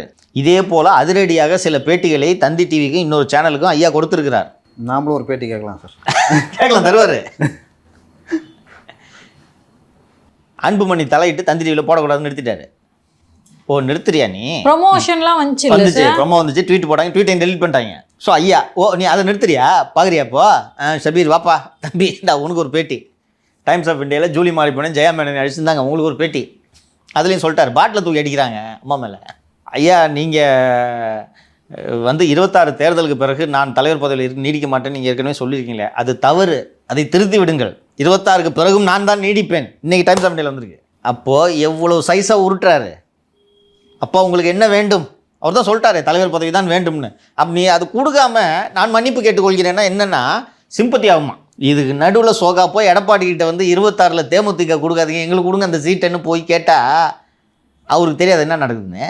ஸோ இப்போ பாமகவினர் அதிமுகவில் இணைகிற மாதிரியான செய்திகள்லாம் வருது. இந்த பூசல் வந்து பாமகவை வலுவிழக்க தானே சார் செய்யும்? இதை யார் உணரணும்? இது ஐயாவுக்கு தெரியும். அப்படி போனாலும் பரவாயில்லன்ற முடிவு வந்துட்டார் அவர். நீ இந்த பகுதியை தானேப்பா சொல்லுப்பா, ஒரு பாமக தொண்டை என்னப்பா நினைப்பான் சார்? உங்களுக்கு ஏன் அதிமுக நோக்கி போகிறாங்க சார்? இப்போ இந்த ஓட்டு பர்சன்டேஜ்லாம் அதில் நான் பார்ப்பேன் எந்தெந்த கட்சி எவ்வளோ வாக்கு வாங்கியிருக்காங்க அப்படின்னு சொல்லிட்டு. அதில் வந்து முதலிடத்தில் வந்து எங்கள் அவர் குமரகுரு இருக்காது, அதெல்லாம் எங்கள் ஊர் தான் வந்து லைக் ஏடிஎம்கே, எப்பயுமே ஏடிஎம்கே தான் வரும். ஸோ அப்படிங்கும்போது அவர் வந்து முதலிடத்தில் இருந்தார். 2வது இடத்துல வந்து டிஎம்கே இருந்தாங்க. 3வது வந்து பாமகவுக்கும் திமுகவுக்கும் இருக்கிற ஓட் டிஃப்ரென்ஸே ரொம்ப கம்மி. அந்த அளவுக்கு வந்து இன்னுமே அந்த பகுதிகளில் வந்து இன்னும் வலிமையாக வச்சுருக்காரு கட்சியை. அதுக்கு முக்கிய காரணம் வந்து 2 காரணங்கள் வந்து இருக்குது. ஒன்று வந்து காடு வெட்டி குரு மூலமாக வந்து கட்சியை வளர்த்தார். இன்னொன்று வந்து அவர் நடைப்பயணமாக போனார்ல, அவரு கூட இருந்த சில முதியோர்கள்லாம் இருக்காங்கல்ல, அவர் ஐயாவோட பயணிச்சவங்க, அவங்களாம் இன்னும் இருக்கிறாங்க. ஆக்சுவலாக அவங்க தான் வந்து ஊரில் வந்து அந்த கட்சியை கட்டுப்படுத்துகிறாங்க. இப்போ வந்து இப்போ கட்சிக்கு வராங்களோ 30-40+, அவங்க என்ன நினச்சிக்கிறாங்கன்னா இவங்களுக்கு தான் வயசாகிடுச்சே நம்ம வந்துடலாம் அப்படின்னு சொல்லிட்டு நினைக்கிறாங்க. ஆனால் இன்னுமே வந்து அவங்களுக்கான அந்த நான் சொல்கிறேன்னா அந்த 60+, 70+, அவங்களாம் வந்து இன்னும் வந்து ஸ்ட்ராங்காக இருக்காங்க, ஃபீல்டு ஒர்க் பண்ணுறாங்க. அவர்களுக்கான மரியாதை ஊரில் இன்னும் உண்டு. அல்ல சார், அவங்க நாட்டாமக்காரன்னு சொல்லுவாங்கல்ல சார் ஊரில். நாட்டாமக்கார சொல்கிறதான் சார் ஊரில் கேட்பாங்க. உண்மை.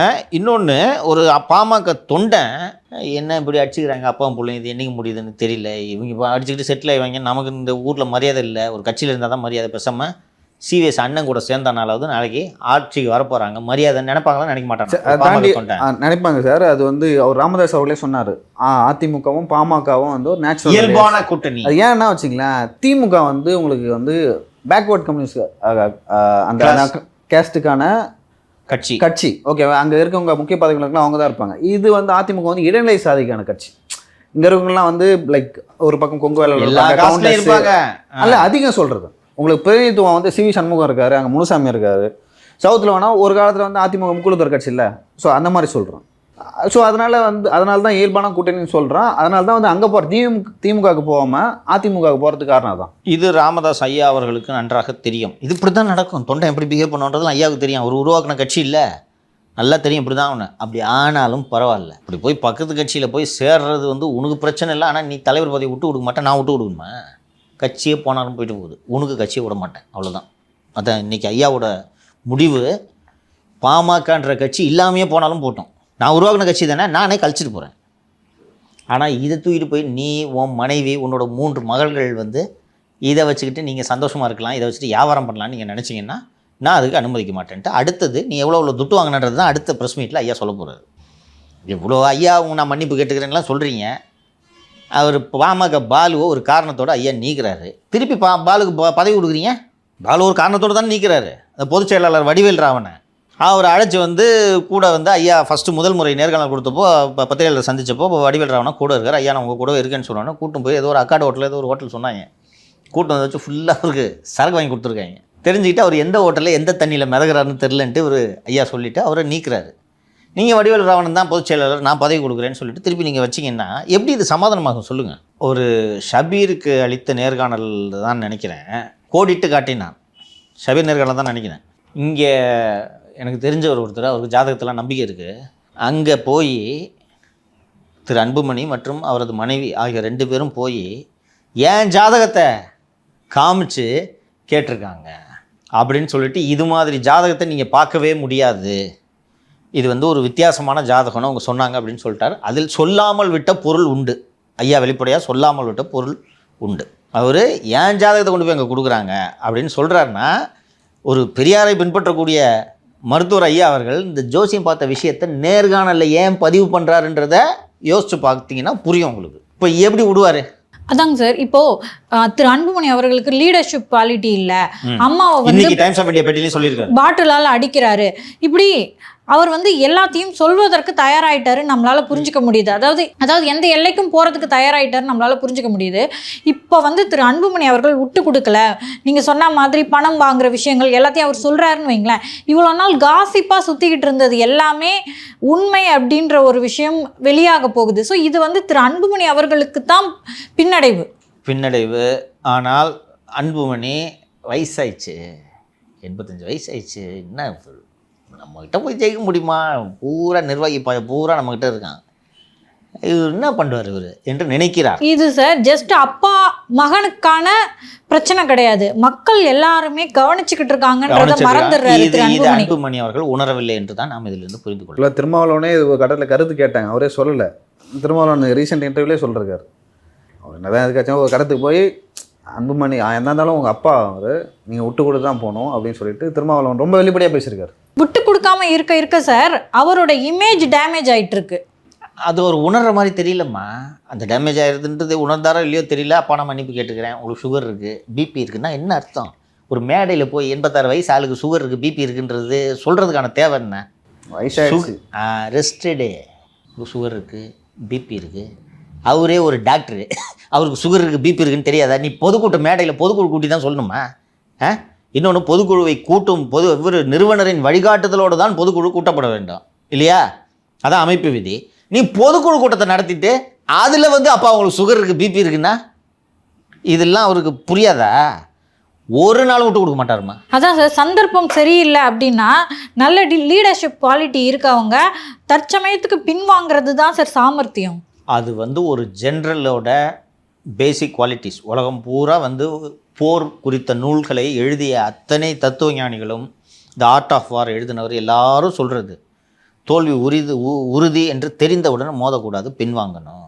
வெற்றியை உறுதி செய்து கொண்டு போருக்கு செல், அது வரைக்கும் தயார்படுத்து, பின்வாங்குவது தவறில்லை. It's a tactical retreat. ஏன்னா திரு ராமதாஸ் அவர்கள் சொல்வது எல்லாமே வரலாறாக போகுது. ஆமாம், அவருக்கு லீடர்ஷிப் குவாலிட்டி இல்லைன்னு சொல்கிறதா இருக்கட்டும், தாயை மோசமாக நடத்தின விஷயமா இருக்கட்டும், பாட்டில் எடுத்து அடிச்சான்னு சொல்லிட்டு இன்றைக்கும் சொல்லியிருக்காரு. நான் சரி அன்றைக்கி ஏதோ கோவத்தில் சொல்லிட்டாருன்னு நினச்சேன். இன்றைக்கி டைம்ஸ் ஆஃப் இந்தியா ரெக்கார்ட் பண்ணுறாரு. பாத அவர் பொய்ன்னு மறுக்கிறாரு. என் மகள் ஸ்ரீகாந்தி சாட்சி, ஒரே வரையில் முடிச்சிட்டாரு. எங்கள் அப்பா பொய் சொல்கிறாருன்னு அன்புமணி சொல்கிறதுக்கு என் மகள் ஸ்ரீகாந்தி சாட்சி கூட இருந்தார். ஸோ ஒரு அன்புமணி எதை நோக்கி போகிறோம் அப்படின்றது தெரியாமல் போயிட்டுருக்காரு. இல்லை சார், ஒரு தலைவர் அப்படின்றது அன்புமணி ஆயிடுறாருனா கூட இன்றைக்கி நடந்துட்டுருக்க அவருடைய இமேஜுக்கான டேமேஜ் இருக்குல்ல. ஸோ அவர் தலைவர் பதவியை பிடிச்சி கூட அது வேஸ்ட்டு தான் சார். காலம் காலமாக மக்களோட மனதில் அது நிற்க தான் போகுது. தொண்டர்கள் சொல்லணும், அப்பா சொல்லணும், நீங்கள் தலைவராக இல்லையா, எனக்கு கட்சியோட நிறுவனரே ஒத்துக்கலைன்னா எந்த அளவுக்கு போவார்ன்றதை நான் ஏற்கனவே சொல்லியிருந்தேன். நான் சின்னத்தை ஃப்ரீஸ் பண்ணுற அளவுக்கு போவார். மாம்பழ சின்னம் மகனுக்கு கிடைக்காத அளவுக்கு செய்து விடுவார். மகன் மாங்கனி கிடைக்கவில்லை என்று கோவித்து கொண்டு குன்றத்துக்கு போனாலும் மாம்பழம் கிடைக்க போவது இல்லை. அதை நோக்கி போவார், விடமாட்டார். அவரோட புடிவாதம் ஊரன் எல்லாருக்கும் தெரியும். ஆரம்பத்துலேருந்து அவர் பார்த்துட்டு சொன்னாங்க. எந்த இலையும் போவார். எந்த விஷயத்த சொல்லியம்மா, மகனுக்கு தலைமை பண்பு இல்லை, அம்மா மேலே பாட்டில் தூக்கி அடிக்கிறான்றது வரைக்கும், தனி பாட்டில் தூக்கி அடிக்கிறான்றது வரைக்கும் சொல்லிட்டார். இதை விட வேறு என்ன சொல்லணும்? அப்போ எந்த இலைக்கு போவார் அவர்? ஒரு தந்தை இது குடும்பத்துக்குள்ளே நடக்கிறது. கோவத்தில் ஏதாவது ஒரு வார்த்தைகளை தவற விடுறது, சாப்பாடு தட்டி விடுறதுலாம் நடக்கும் சில நேரத்தில். இதை வெளியில் சொல்லிக்க மாட்டாங்க. அதுவும் தலைவராக இருக்கிற ஒரு நபர் இப்படி செய்கிறார் என்பதை நார்மலாக சொல்ல மாட்டாங்க. நாள் சொல்லியதோடு இல்லாமல் இன்றைக்கி டைம்ஸ் ஆஃப் இந்தியா பேட்டிலையும் சொல்கிறாருன்னா அன்புமணி புரிந்து கொள்ள வேண்டும். இல்லைன்னா பாட்டாளி மக்கள் கட்சி என்ற கட்சியே இருக்காது. அதனால் அவருடைய தலையெழுத்து மட்டும் அல்லாமல் தமிழகத்தின் தலையெழுத்தும் சேர்ந்து மாறும் என்பதை அன்புமணி புரிந்து கொள்ள வேண்டும். ஆசைப்படலாம், பேராசைப்படக்கூடாது. அன்புமணி படுவது பேராசை. சொன்னார் பார்த்தீங்களா ஐயா, எல்லாமே அணுக வேணுன்றான். இதுதான் அவரோட சிக்கல். நம்ம வந்து தொடர்ந்து பேசிகிட்டு வந்தோம், நிறைய விஷயங்கள் பேசுகிறோம். அதில் வந்து நயினார் அவர்கள் வந்து இன்னும் ரொம்ப அண்ணாமலை மாதிரி ஆக்டிவாக இல்லை அப்படின்னு சொல்லிட்டு பேசணும். இப்போ வந்து சமீப நாட்களாக வந்து பல்வேறு ப்ரெஸ் மீட்லேயும் சரி ஒரு ஆழமான அரசியல் கருத்துக்களை தெரிவிக்கிறார். அதாவது சி.வி. சண்முகம் அவர்களை வந்து மீட் பண்ணிட்ட பிறகு ஒரு ஆழமான அரசியல் கருத்து தெரிவிக்கிறார். அது கூட்டணி ஆட்சி அப்படின்னு சொல்லிட்டு அங்கங்கே பேசிகிட்டு இருந்தாங்க. அது தொடர்பாக வந்து ஒரு கருத்து தெரிவிச்சிருக்காரு. என்னென்னா, என்டிஏ கூட்டணியின் தமிழ்நாடு தலைவர் எடப்பாடி பழனிசாமி தான், அதே போல் அவர் என்ன முடிவு செய்கிறாரோ அதுதான் நடக்கும் அப்படின்னு சொல்லிட்டு ஸ்ட்ரிக்டாக சொல்லியிருக்காரு. கூட்டணி ஆட்சி குறித்து எல்லாம் நீங்கள் கவலைப்பட வேண்டாம், தேர்தலுக்கு நாங்கள் தயாராகி வருகிறோம். இது யாருக்கு சொல்கிற செய்தி சார்? ஃபஸ்ட்டு அவங்க கட்சியில் இருக்க அண்ணாமலைக்கு சொல்கிறது, வேறு யாருக்கும் அல்ல. அமித்ஷாவே முடிவெடுத்து சொல்லிவிட்டார். திருமதி வானதி அவர்களும் நேற்று பத்திரிகையாளர்களை சந்தித்த போது கூட்டணி ஆட்சி குறித்த விவகாரங்கள் எல்லாம் அமித்ஷா தான் முடிவெடுப்பார், இங்கே இருக்கிற யாரும் நாங்கள் முடிவெடுக்க முடியாது, அவர்கள் பேசி முடிவெடுத்து விட்டார்கள் என்பதையும் திருமதி வானதி அவர்கள் வேறு மாதிரி சொன்னாங்க. அமித்ஷா என்ன சொல்கிறாரோ அதான் நடக்கும். அண்ணாமலை சொன்னால் அது தனிப்பட்ட கருத்தை அவர்கிட்ட போய் கேளுங்க. அது பதில் சொல்லக்கூட அவங்களுக்கு விருப்பம் இல்லை, கடுப்பு. என்னென்னா வானதி ஆகட்டும், திரு நயினார் ஆகட்டும், இவங்களுக்கெல்லாம் ஜெயிச்சு எம்எல்ஏ ஆகிற வழி பார்க்குறாங்க. புரியுதுங்களா? வானதிலாம் வந்து 2000 ஓட்டு சொச்சத்தில் கமல் கூட பண்ணாங்க. அண்ணாமலை இவர்களெல்லாம் தோற்க வேண்டும் என்பதற்காக வேலை செய்கிறார். இது இவங்களுக்கு நல்லா தெரியும். இப்போ மற்றவர்களுக்கு வெளிப்படையாக தெரியாத தவிர வானதி ஆகட்டும், திரு நயினார் ஆகட்டும், இவர்களுக்கெல்லாம் எப்போ இந்த கூட்டணி ஜெயிக்கும், 2 பேரும் சேர்ந்து வேலை செஞ்சால் தான் ஜெயிக்கும். வேலுமணியோட தயவு இல்லாமல் வானதி ஜெயித்து விட முடியுமா? கோவை தெற்கில் வானதி வெற்றி பெற காரணமே வேலுமணி தான். நயினாரும் அவரது கட்சியை சேர்ந்த சக தோழர்களும் பிஜேபி தோழர்களும் அதிமுகவின் துணை இல்லாமல் வெற்றி பெற முடியுமா?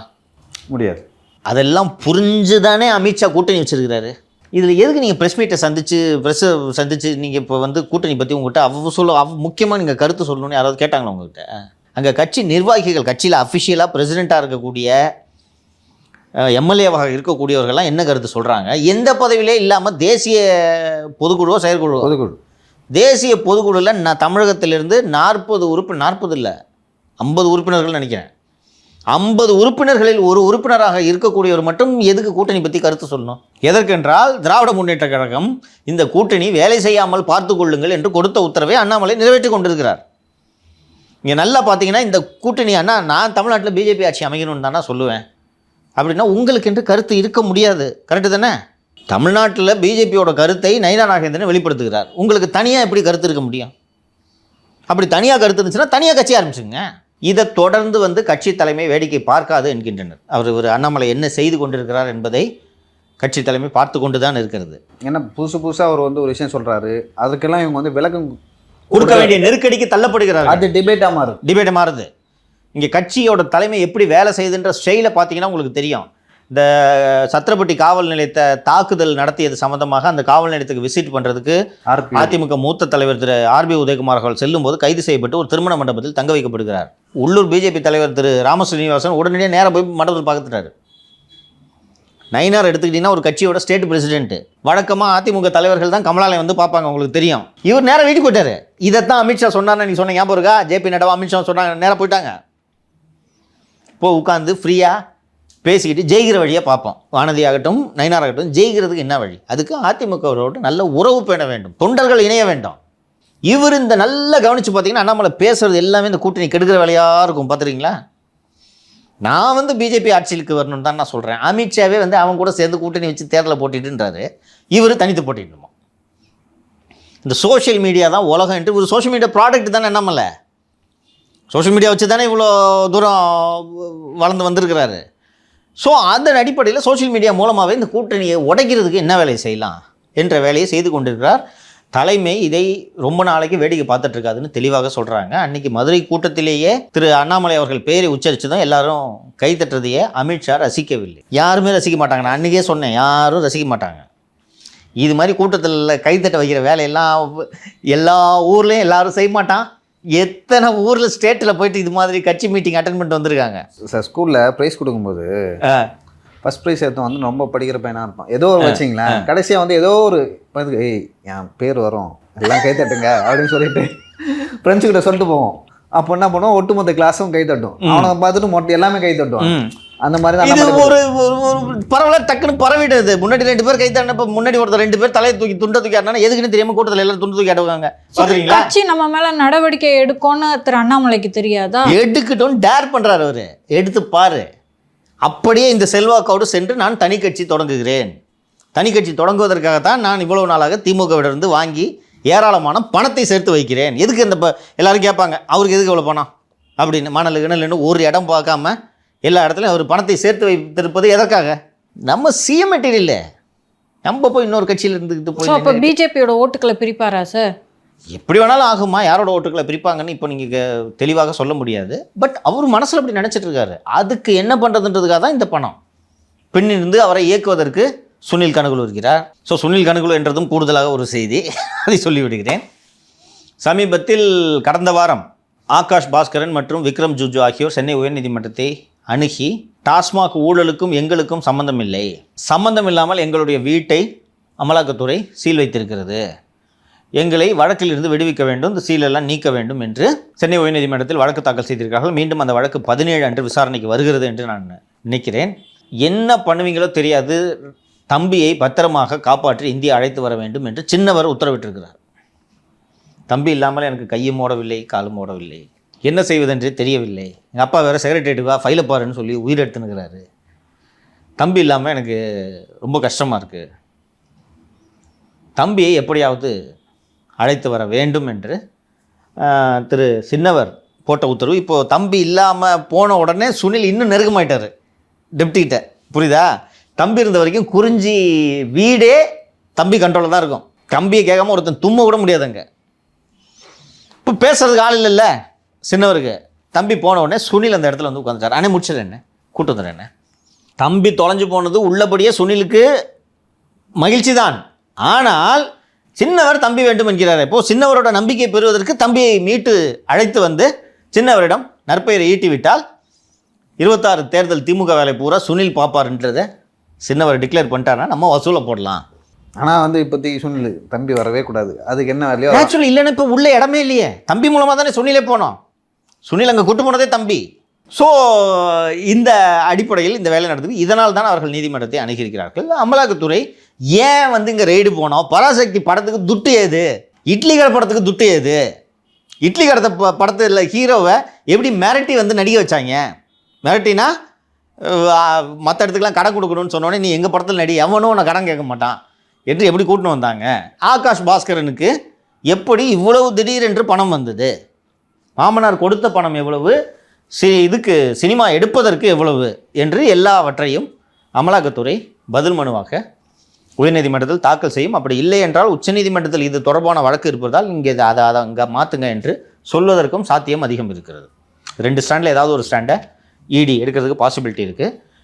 சுனில் இந்த அடிப்படையில் இதுதான் சுனில் பற்றிய தகவல். சார், அதே போல் அதிமுக எம்பி, மாநிலங்களவை எம்பி இன்பதுரை அவர்கள் வந்து ஒரு எக்ஸ்தலத்தில் கருத்து தெரிவிச்சிருக்கார். அரசியல் கருத்து சொல்வதாக இருந்தால் முகமூடியின்றி சொந்த பெயரில் எழுத வேண்டும், இல்லை பாயா ஹவுஸ் விளம்பர தூதர் வேலையை விளம்பர தூதர் வேலையை மட்டும் பார்க்க வேண்டும். அவதூறான இந்த பதிவை உடனடியாக நீக்க வேண்டும்.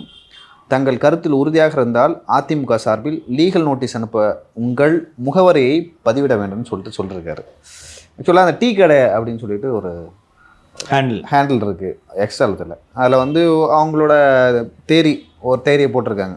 பாஜகவும் அதிமுகவும் கூட்டணி ஒரு வேலை வச்சு வின் பண்ணாலும் எடப்பாடி பழனிசாமி நிறைய வழக்கு இருக்குது. அந்த வழக்கெல்லாம் காட்டி மிரட்டி யாராச்சும் அவங்க அதிமுக இருக்கிறவங்களே வந்து சிஎம் ஆக்குவாங்க, இதான் நடக்க போகுது அப்படின்னு சொல்லிட்டு போட்டிருக்காங்க. ஏன் வந்து இதுக்கு ரியாக்ட் பண்ணுறாரு இன்பதுரை அவர்கள்? ஏன்னா இந்த மாதிரி நிறைய பேர் பதிவிடுவாங்க. அது இது போல பல நூறு ஹேண்டில்களை திராவிட முன்னேற்ற கழகம் இயக்குகிறது. இப்போ நான் கூட சில கருத்துக்களை சொல்கிறேன், அது அவருக்கு ஒப்பில்லாததாக இருக்கலாம். ஆனால் அதை அவதூறாக அவர்கள் கருத மாட்டார்கள். ஏன்னா என்ன வந்து பின்னாடியிலிருந்து திமுக இயக்கலை என்பது அவர்களுக்கு தெரியும். ஆனால் ஒரு சில ஹேண்டில்களை திமுக காசு கொடுத்து இயக்குகிறது என்பது அவருக்கு நன்றாக தெரிகிறது. அதுவும் பெயர் அடையாளம் இல்லாமல் டீ கடை என்ற பெயரை வைத்துக்கொண்டு இது போல் கொடநாடு வழக்கை காட்டி மிரட்டுறாங்கன்னு சொல்லிட்டு ஒரு பொய்யான தகவலை நீங்கள் போடுறீங்க. இது அவதூறு என்று அவர் கருதுகிறார். அவர் கட்சி நிர்வாகி என்பதால் அவர் இது அவதூறுன்னு கிளைம் பண்ணால் அவதூறு தான். அவர் இது வந்து வேண்டுமென்றே இது போன்ற தகவலை பரப்புகிறார்கள் என்று அவர் கருதுகிறார். என்னென்னா இது போன்ற தகவல்கள் தொண்டர்கள் மத்தியில் குழப்பத்தை ஏற்படுத்தும். லாஜிக்கலாக இருக்கா? கொடநாடு வழக்கை மிரட்டி எடப்பாடி பழனிசாமிக்கு பதிலாக ஆர்பி உதயகுமார் சிஎம் ஆகிடுவாங்கன்னு போடுறது விஷமத்தனமானதா இல்லையா? விட்டுருவார் எடப்பாடி? ஆகுமா இது? ஆனால் அதிமுக தொண்டன் குழம்புறதுக்கு பாசிபிலிட்டி இருக்கா? ஸோ வேண்டுமென்றே ஒரு குழப்பம் ஏற்படுத்தக்கூடிய கதையை இவர்கள் பதிவு செய்து பரப்புவதன் மூலம் கட்சிக்குள்ளே குழப்பத்தை ஏற்படுத்துகிறார்கள். ஆகையால் இது அவதூறு என்று அவர் கருதுகிறார். இதை அவதூறாக கருதி வழக்கு தொடர்வதற்கு சட்டத்தில் இடம் இருக்கிறதான்னு கேட்டிங்கன்னா இருக்குது. Unless I have to prove. நீங்கள் சொல்கிறீங்கல்ல, திரு ஆர்பி உதயகுமார் கொடநாடு கேஸ் கேட்டு மிரட்டினோன்னா வாட் பேசிஸ் யூ செட் திஸ்ன்றதை கோர்ட்டில் ப்ரூவ் பண்ணும். இப்போ மகாராஷ்டிராவில் அந்த மாதிரி தான் நடந்துச்சு அப்படின்னு சொல்லலாம்ல, அந்த மாதிரி எல்லா மாநிலங்களும் அப்படி பண்ணுறாங்க. அதை கோர்ட்டில் ப்ரூவ் பண்ணிக்கன்னு சொல்லலாம். அதுக்கு சட்டத்தில் இடம் இருக்குது. நீ ஆட்சிக்கு மாறுச்சுன்னா உன் மேலே கேஸ் போட்டு உன்னை உள்ள தள்ளுவேன்னு சொன்னால் தான் தவறு. அது இதில் வேறு ஏதாவது தவறு இருக்கா? இல்லை. தருமபுரி முன்னாள் திமுக எம்பி திரு டாக்டர் செந்தில்குமார் அவரே பலர் இந்த மாதிரி சோஷியல் மீடியாவில் மிரட்டியிருக்காரு, உன்னை தூக்கி உள்ளே வச்சுருவேன்ட்டு. அவர் இது அப்பட்டமான மிரட்டல், கருத்து சுதந்திரத்திற்கு எதிரான ஒரு மிரட்டல் அப்படின்னு செந்தில் ஆரம்பிக்கிறார். ஆரம்பித்த உடனே டிஎம்கே ஈகோ சிஸ்டம் பூரா உழுந்து இன்பதுரையை நேற்று விடிய பராண்டிட்டு இருந்தாங்க. நேற்று காலையில் போட்டார்னு நினைக்கிறேன் அந்த ட்வீட்டு. இன்று காலை வரை கண்டினியூஸாக இன்பதுரை போட்டு இவர் எம்பி எப்படி சொல்லலாமா, வெளிப்படையான மிரட்டல் இதுன்னொன்னே நான் சொல்கிறது. அவர் இன்பதுரை போட்டிருந்தது, உன்னோட முகவரியை போடியா, டீ கடைன்னு போய் வச்சுருக்க போடு, உன்னோட கருத்தில் உறுதியாக இருந்தால், அவர் சொல்கிறாரு, நீ சொல்கிற கருத்தில் உறுதியாக இருந்தால் உன் அட்ரஸை போடு, வில் சூ யூ. இதுக்கு சட்டத்தில் இடம் இருக்குது. இதை மிரட்டல்னு சொல்ல முடியாது. கேஸ் போட்டு உள்ள தள்ளுவேன்னு சொன்னால் தான் அது மிரட்டல். ஆனால் இவங்க கவர்மெண்ட்டு ட்வீட் போட்டதுக்கெல்லாம் கேஸ் போட்டு உள்ளே தள்ளி என்னென்ன செஞ்சாங்கன்றது பல முறை பேசியிருக்காங்க. நான் திருப்பி ஐ டோன்ட் வாண்ட் டு ரிவிசிட். இதை வந்து இந்த ஒரு தருமபுரி முன்னாள் எம்பி இது வெளிப்படையான மிரட்டல் ஆரம்பிச்சோன்னா டிஎம்கே இன்கோஸ்டர் இந்த சரவணன் ஒரு மூத்த வழக்கறிஞர் ஒருத்தர் வருவார் தெரியுமா, டிவி டிபேட்டுக்குன்னே ஒரு இருக்கார் ஒரு வக்கீல், அவர் இது வெளிப்படையான மிரட்டல்னு சொன்னோன்னு டிஎம்கே ஈகோ சிஸ்டம் பூரா விழுந்து புராண்டுது. இப்போ சோஷியல் மீடியாவில் இன்பதுரையை டிஃபெண்ட் பண்ண வேண்டியது யாரோட வேலை? அதிமுக. இன்றைக்கி காலையில் இன்னைக்கு மதியம் 12 மணி வரைக்கும் ஐடி விங்கிட்டேருந்து ஒரு ட்வீட் வரல. அதுவும் அதிமுகவினரே நீங்கள் ஒரு இன்பதுரையை நீங்கள் தான் டிஃபெண்ட் பண்ணணும் என்று சொல்லி பலர் எழுதிய பிறகு இன்றைக்கி 12 மணிக்கு தான் ட்வீட் வருது. என்ன காரணம்னா, இன்பதுரையை அட்டாக் பண்ணுங்கன்ட்டு தூண்டி விடுறதே ராஜ்சத்தியம் தான். ஏன்னா ராஜ்சத்தியன் நம்ம ஏற்கனவே பேசணும், உங்களுக்கு ஞாபகம் இருக்கும், பத்திரிகைகளெல்லாம் வந்து ராஜ்சத்தியன் பெயர் பரிசீலனையில் இருக்கிறது என்று ஜூனியருடனே ஹிந்து இதெல்லாம் செய்தி வந்துருந்துச்சு. நான் சொன்னேன் கம்யூனிட்டி ஈக்குவேஷன் பார்த்து தாங்க கொடுக்க போகிறாரு, இப்படி இல்லை இதெல்லாம் அவங்க ஆசைக்கு பத்திரிகையில் அவங்களுக்கு தெரிஞ்சவங்ககிட்ட சொல்லி போட்டுக்கிறாங்க, அது நடக்க போகிறது இல்லைன்ட்டு. ஆனால் ராஜ் சத்தியம் உறுதியாக நமக்கு கிடைக்க வேண்டிய எம்பி போஸ்ட்டை இன்பதோட தட்டி பறிச்சிட்டான்னு நம்புறாரு. அதனால தான் இன்றைக்கி 12 மணி வரைக்கும் டிஃபெண்ட் பண்ணல. நீங்கள் இந்த நிறைய பேர் வந்து நம்ம ராஜ் சத்தியனை பற்றி பேசியதும், நீங்கள் வன்மத்தோடு அவர் மிக சிறப்பாக செயல்பட்டு கொண்டிருக்கிறார். நான் சொல்லட்டுமாங்க சார்? நான் முடிச்சிடமா, அதுக்கப்புறம் நீங்கள் வாங்க. ஸோ இது அவங்க வேலை. நிறைய பேர் சொல்லியிருந்தாங்க நீங்கள் இதில் வன்மத்தோடு நீங்கள் இது மாதிரி பண்ணுறீங்க அப்படின்ட்டு. நான் வேலை செஞ்சீங்கன்னு சொல்ல போகிறேன், செய்யலைன்னு தான் சொல்லணும் என்பதை பதிலாக சொல்லியிருந்தேன். இது ஒரு எளிமையான உதாரணம். உங்கள் கட்சியோட வழக்கறிஞர் அணியின் செயலர், மாநிலங்களவை உறுப்பினர், உங்கள் கட்சிக்காக தான் அதை போடுறாரு. ஏன் போடுறாருன்னா உங்கள் கட்சியோட பொதுச் செயலாளராக ஒருத்தன் பொய்யா தகவல் போடுறான். உங்கள் கட்சியோட லீடரை அண்டர்மைன் பண்ணுறாங்க. இவ்வளோ நாள் நிறைய பேர் எழுதுவாங்க இந்த மாதிரி, அதெல்லாம் இன்பதோட கண்டுக்கிட்டது இல்லை. இதை எழுதுறதுக்கு காரணம் இது விஷம். கொடநாடு கேஸை காமிச்சு மிரட்டி தான் கூட்டணி வச்சுருக்காங்க. இதே கொடநாடு கேஸை காமிச்சு எடப்பாடியை நீ சிஎம்லேருந்து ராஜினாமா பண்ணிக்கன்னு சொல்லி ஆர்பி உதயகுமாரையோ வேற யாரையோ சிஎம் ஆக போகிறாங்கன்னு சொன்னால் இது பேசிஸில் இது நடக்க பாசிபிலிட்டியே கிடையாது. ஸோ உங்கள் பொதுச் செயலாளரோட லீடர்ஷிப்பை அவன் அண்டர்மைன் பண்ணுறான் அந்த ஹேண்டில். இது தொடரக்கூடாதுன்றதுனால அவர் இதை பண்ணுறாரு. ஒரு ஈகோ சிஸ்டமே இதை பண்ணுது. யாரோ 1-2 அடையாளம் தெரியாத 1-2 பேர். அதுதான் சார். இப்போ வந்து அடையாளம் தெரியாத டீ கிடையாது, அதுக்கு ஏன் இவ்வளோ சப்போர்ட் வரணும்? எக்ஸாக்ட்லி. புடிச்சிங்களா? இன்பதோட அதை தெரிஞ்சுதான் அதை தொடராரு. That's a verified handle. Credit கார்டை வச்சு பணம் கட்டின ஹேண்டில் அது. அனானிமஸ் ஹேண்டில் போ அப்படின்ட்டு ஒதுக்கிட்டு போயிடலாம். Verified handle. திமுக வந்து இதை நரேட்டிவா எடுக்க முயற்சி பண்றாங்க. எஸ், அதை புரிஞ்சுதான் அதை தடுக்கணும்னு பண்றாரு. ஏன்னா என் லீடரை நீ அண்டர்மைன் பண்ற, என் தலைவனோட தலைமை பண்புக்கு நீ கேள்விக்குள்ளாக்கும் போது நான் வேடிக்கை பார்த்துட்டு இருக்க மாட்டேன்றதுக்காக வர்றாரு. 24 மணி நேரம் அதை டிஃபெண்ட் பண்ண உங்களுக்கு சொல்லணுமா? உங்களுக்கு யாராவது? ஒன்று. 2வது இன்சிடெண்ட்டு, இவர் எடப்பாடி பழனிசாமி நேற்று தந்தையர் தினம். எடப்பாடி பழனிசாமி ஒரு நல்ல கிண்டலாக போட்டிருந்தார். உண்மையான அப்பாக்களுக்கு, மகன்களை நேசிக்கும் உண்மையான அப்பாக்களுக்கு தந்தையர் தின வாழ்த்துக்கள் அப்படின்ட்டு திரு பழனிசாமி அவர்கள் ஒரு ட்வீட் போட்டிருந்தார். ஜெனரல் செக்ரட்டரி ட்வீட்டு போட்டுட்டாருன்னா உடனடியாக அதை கிராஃபிக்ஸ் கார்டாக்கி அதை வீடியோவாக்கி எவ்வளோ பரப்ப முடியுமோ பரப்புறது தான் ஐடிவிங்கோட வேலை. ரைட்டா? 4 மணி நேரம் கழித்து ஸ்லைடாக போடுறாங்க. இவரோட ட்வீட்டு அதுவும் நக்கா போட்டிருக்காரு. உண்மையான அப்பாக்களுக்கு டப்புனதை இதாக்கணும், அதை வைரல் ஆக்கணும். ஆமாம் சார். டீ கடைன்னு ஒரு முகம் தெரியாத ஒரு ஹேண்டில் எழுதுது, உடனே திமுக ஈகோ சிஸ்டமே இறங்கி அடிக்குதா? ஒட்டுமொத்த சிஸ்டமும் வருது மாலதி, ஒட்டுமொத்த சிஸ்டமும் வருது. அப்போ உங்க பொதுச் செயலாளரோட ஒரு ட்வீட்டை ஒட்டுமொத்த அதிமுகவோட ஹேண்டில்ஸ் எல்லாமே பரப்பணுமா இல்லையாப்பா? Where is the system for this? Sir, ஆக்சுவலாக வந்து நம்ம 6 மாதத்துக்கு முன்னாடியே அதிமுக ஐடி விங்கு ஒழுங்காக செயல்படலை அப்படின்ற ஒரு செய்தியை போட்டிருந்தோம். ஸோ நான் என்ன நினச்சேன்னா, இன்காம்பிடன்சி, யாருக்கு இந்த வேலையை கொடுத்துருக்காங்களோ அவங்களுக்கு வந்து இந்த வேலையை சரிவர செய்ய முடியலை அப்படின்றத நான் புரிஞ்சிட்டு இருந்தேன். ஆனால் வந்து ஒரு இந்த லீவுக்கு முன்னாடி நீங்கள் வந்து திமுகவுடன் ராஜ் சத்தியன் அவர்கள் வந்து கூட்டணி போட்டுட்டு தான் இதை மாதிரி செஞ்சிட்ருக்காரு. கிட்டத்தட்ட அதிமுக ஐடி விங்க வந்து செயல்படாமல் வச்சிட்ருக்காரு திரு ராஜ் சத்தியன் அப்படின்ற ஒரு விவரத்தை சொன்னீங்க. அதுக்கப்புறம் பார்த்தீங்கன்னா, என் பப்ளுவை திட்டாதீங்க, என் செல்லத்தை திட்டாதீங்கன்னு சொல்லிட்டு சப்போர்ட் பண்ணவங்க யார் அப்படின்னா திமுகவை சேர்ந்தவர்கள். ஏதோ பான் டு சூர்யாவா ஏதோ அந்த மாதிரி ஏதோ ஒரு 2 பேர், நம்ம பிரகாஷ், இவரெல்லாம் வந்து திமுகவுக்கு மிக சிறந்த ஆதரவாளர்கள் நம்மளுக்கு தெரியும். அவங்க வந்து இவரை சப்போர்ட் பண்ண வேண்டிய தேவை என்ன இருக்குது? இன்னொன்று சொல்லிடுறேன், அந்த பான் டு வின் அப்படின்ற ஒரு ஹேண்டில் வந்து எடப்பாடி அவர்களை அவ்வளோ மோசமாக தரம் தாழ்ந்து இவன்லாம் பேசியிருக்காங்க. இவரை டிஃபெண்ட் பண்ணும்போது ராஜ் சத்தியன் அவர்களை இப்படி செய்யலாமா, ராஜ் சத்தியன் அவர்கள் வந்து சவுக்குக்கு எந்த அளவுக்கு உதவி பண்ணி இருக்காரு தெரியுமா, இந்த தகவல்லாம் இவங்க என்னத்துக்கு சொல்கிறது? இவங்க ஏன் சப்போர்ட் பண்ணுறாங்க? குறைஞ்சபட்சம் நம்ம சப்போர்ட் பண்ணும்போது திரும்பவும் எக்ஸ்போஸ் ஆக போகிறது ராஜ் சத்தியன் தான் கூட அவங்களுக்கு புரியலையா? ஏன்னா சரி, ஏடிஎம்கே ஐடிஎம் வந்து இதில் ஒர்க் பண்ணால் பரவாயில்ல, எதுக்கு டிஎம்கே வராங்க அப்படின்னு. இப்போ ஆக்சுவலி டிஎம்கே வந்து சந்தோஷப்படணும் இல்லையா? இப்போ திமுகவை பொறுத்த வரைக்கும் நீங்கள் 2 பேரும் ஒரே அணின்னு சொல்கிறாங்க, ஓகேவா? ராஜ் சத்தியனும் சவுக்குக்கு மிகப்பெரிய அளவில் உதவி பண்ணவர் ராஜ் சத்தியனு. அப்போ அதிமுகவுக்கு சார்பாக சவுக்கு பேசிட்டு இருக்காருன்னா அவங்க எப்படி இதை பார்க்கணும்னா, பேய்க்கும் சண்டைன்னு பார்க்கணும், ஜாலியாக இருக்கணும். ஓகே, இப்போ எடுத்துக்கோங்களேன், ராமதாஸ் அவர்களுக்கும் அன்புமணி ராமதாஸ் அவர்களுக்கும் போது நீங்கள் ஃபன் பண்ணிட்டு இருக்கீங்க அதை வச்சுட்டு. ஆனால் ராஜ் சத்தியனுக்கு ஐயோ ராஜ் சத்தியனை போய் இப்படி பேசுகிறாரே சவுக்கு அப்படின்னு வந்து திமுக கேள்வி கேட்க வேண்டிய தேவை என்ன இருக்குது? இதைத்தாம்மா நான் முதலேருந்தே சொல்லிக்கிட்டு இருக்கேன். ராஜ்சத்தனும் திமுகவும் பிரிக்க முடியாதது என்பதைத்தான் நான் தொடர்ந்து சொல்லி கொண்டிருக்கிறேன். சரி, இப்போ சமீபத்தில் வந்து நியூஸ் தமிழில் வந்து ஒரு செய்தி வந்தது. அதாவது தமிழ்நாட்டில் அதிமுகவின் முன்னாள் அமைச்சர் அவர், மணியான அமைச்சர் அப்படின்னு சொல்லிட்டு சொல்லியிருந்தாங்க. கேசி வீரமணி அவர்கள், அவர் தான், ஓகேவா? அவர் பற்றி பொய்யான தகவலை வந்து பரப்புகிறாங்க அப்படின்னு சொல்லிட்டு கட்சியோட தலைமைக்கு கேசி வீரமணி, அதாவது அதிமுக ஐடி விங்காலே அவர் மேலே வந்து தப்பான விஷயங்கள்லாம் வந்து பரப்பப்படுதுன்னு சொல்லிட்டு சொல்லப்படுகிறது. இதனால் வந்து கேசி வீரமணி அவர்கள் வந்து தலைமையிடம் புகார் தெரிவித்திருக்கிறார். விரைவில் நடவடிக்கை எடுக்கப்படணும்னு சொல்லிட்டு செய்தி வந்திருக்கு. அதில் மணியான முன்னாள் அமைச்சர்னு போட்டுட்டு யார் மணியான அமைச்சர் என்பது கன்ஃபியூஸ் ஆக வேண்டும் என்பதற்காக திரு வேலுமணி, திரு தங்கமணி, திரு கேசி வீரமணி ஆகியோரோட ஃபுட்டேஜ்லாம் வச்சுருந்தாங்கல்ல. அதனால் நீங்கள் கேசி வீரமணின்னு புரிஞ்சுருந்தீங்க. ஆனால் அந்த செய்தி திரு எஸ்பி வேலுமணி அவர்களை பற்றியது.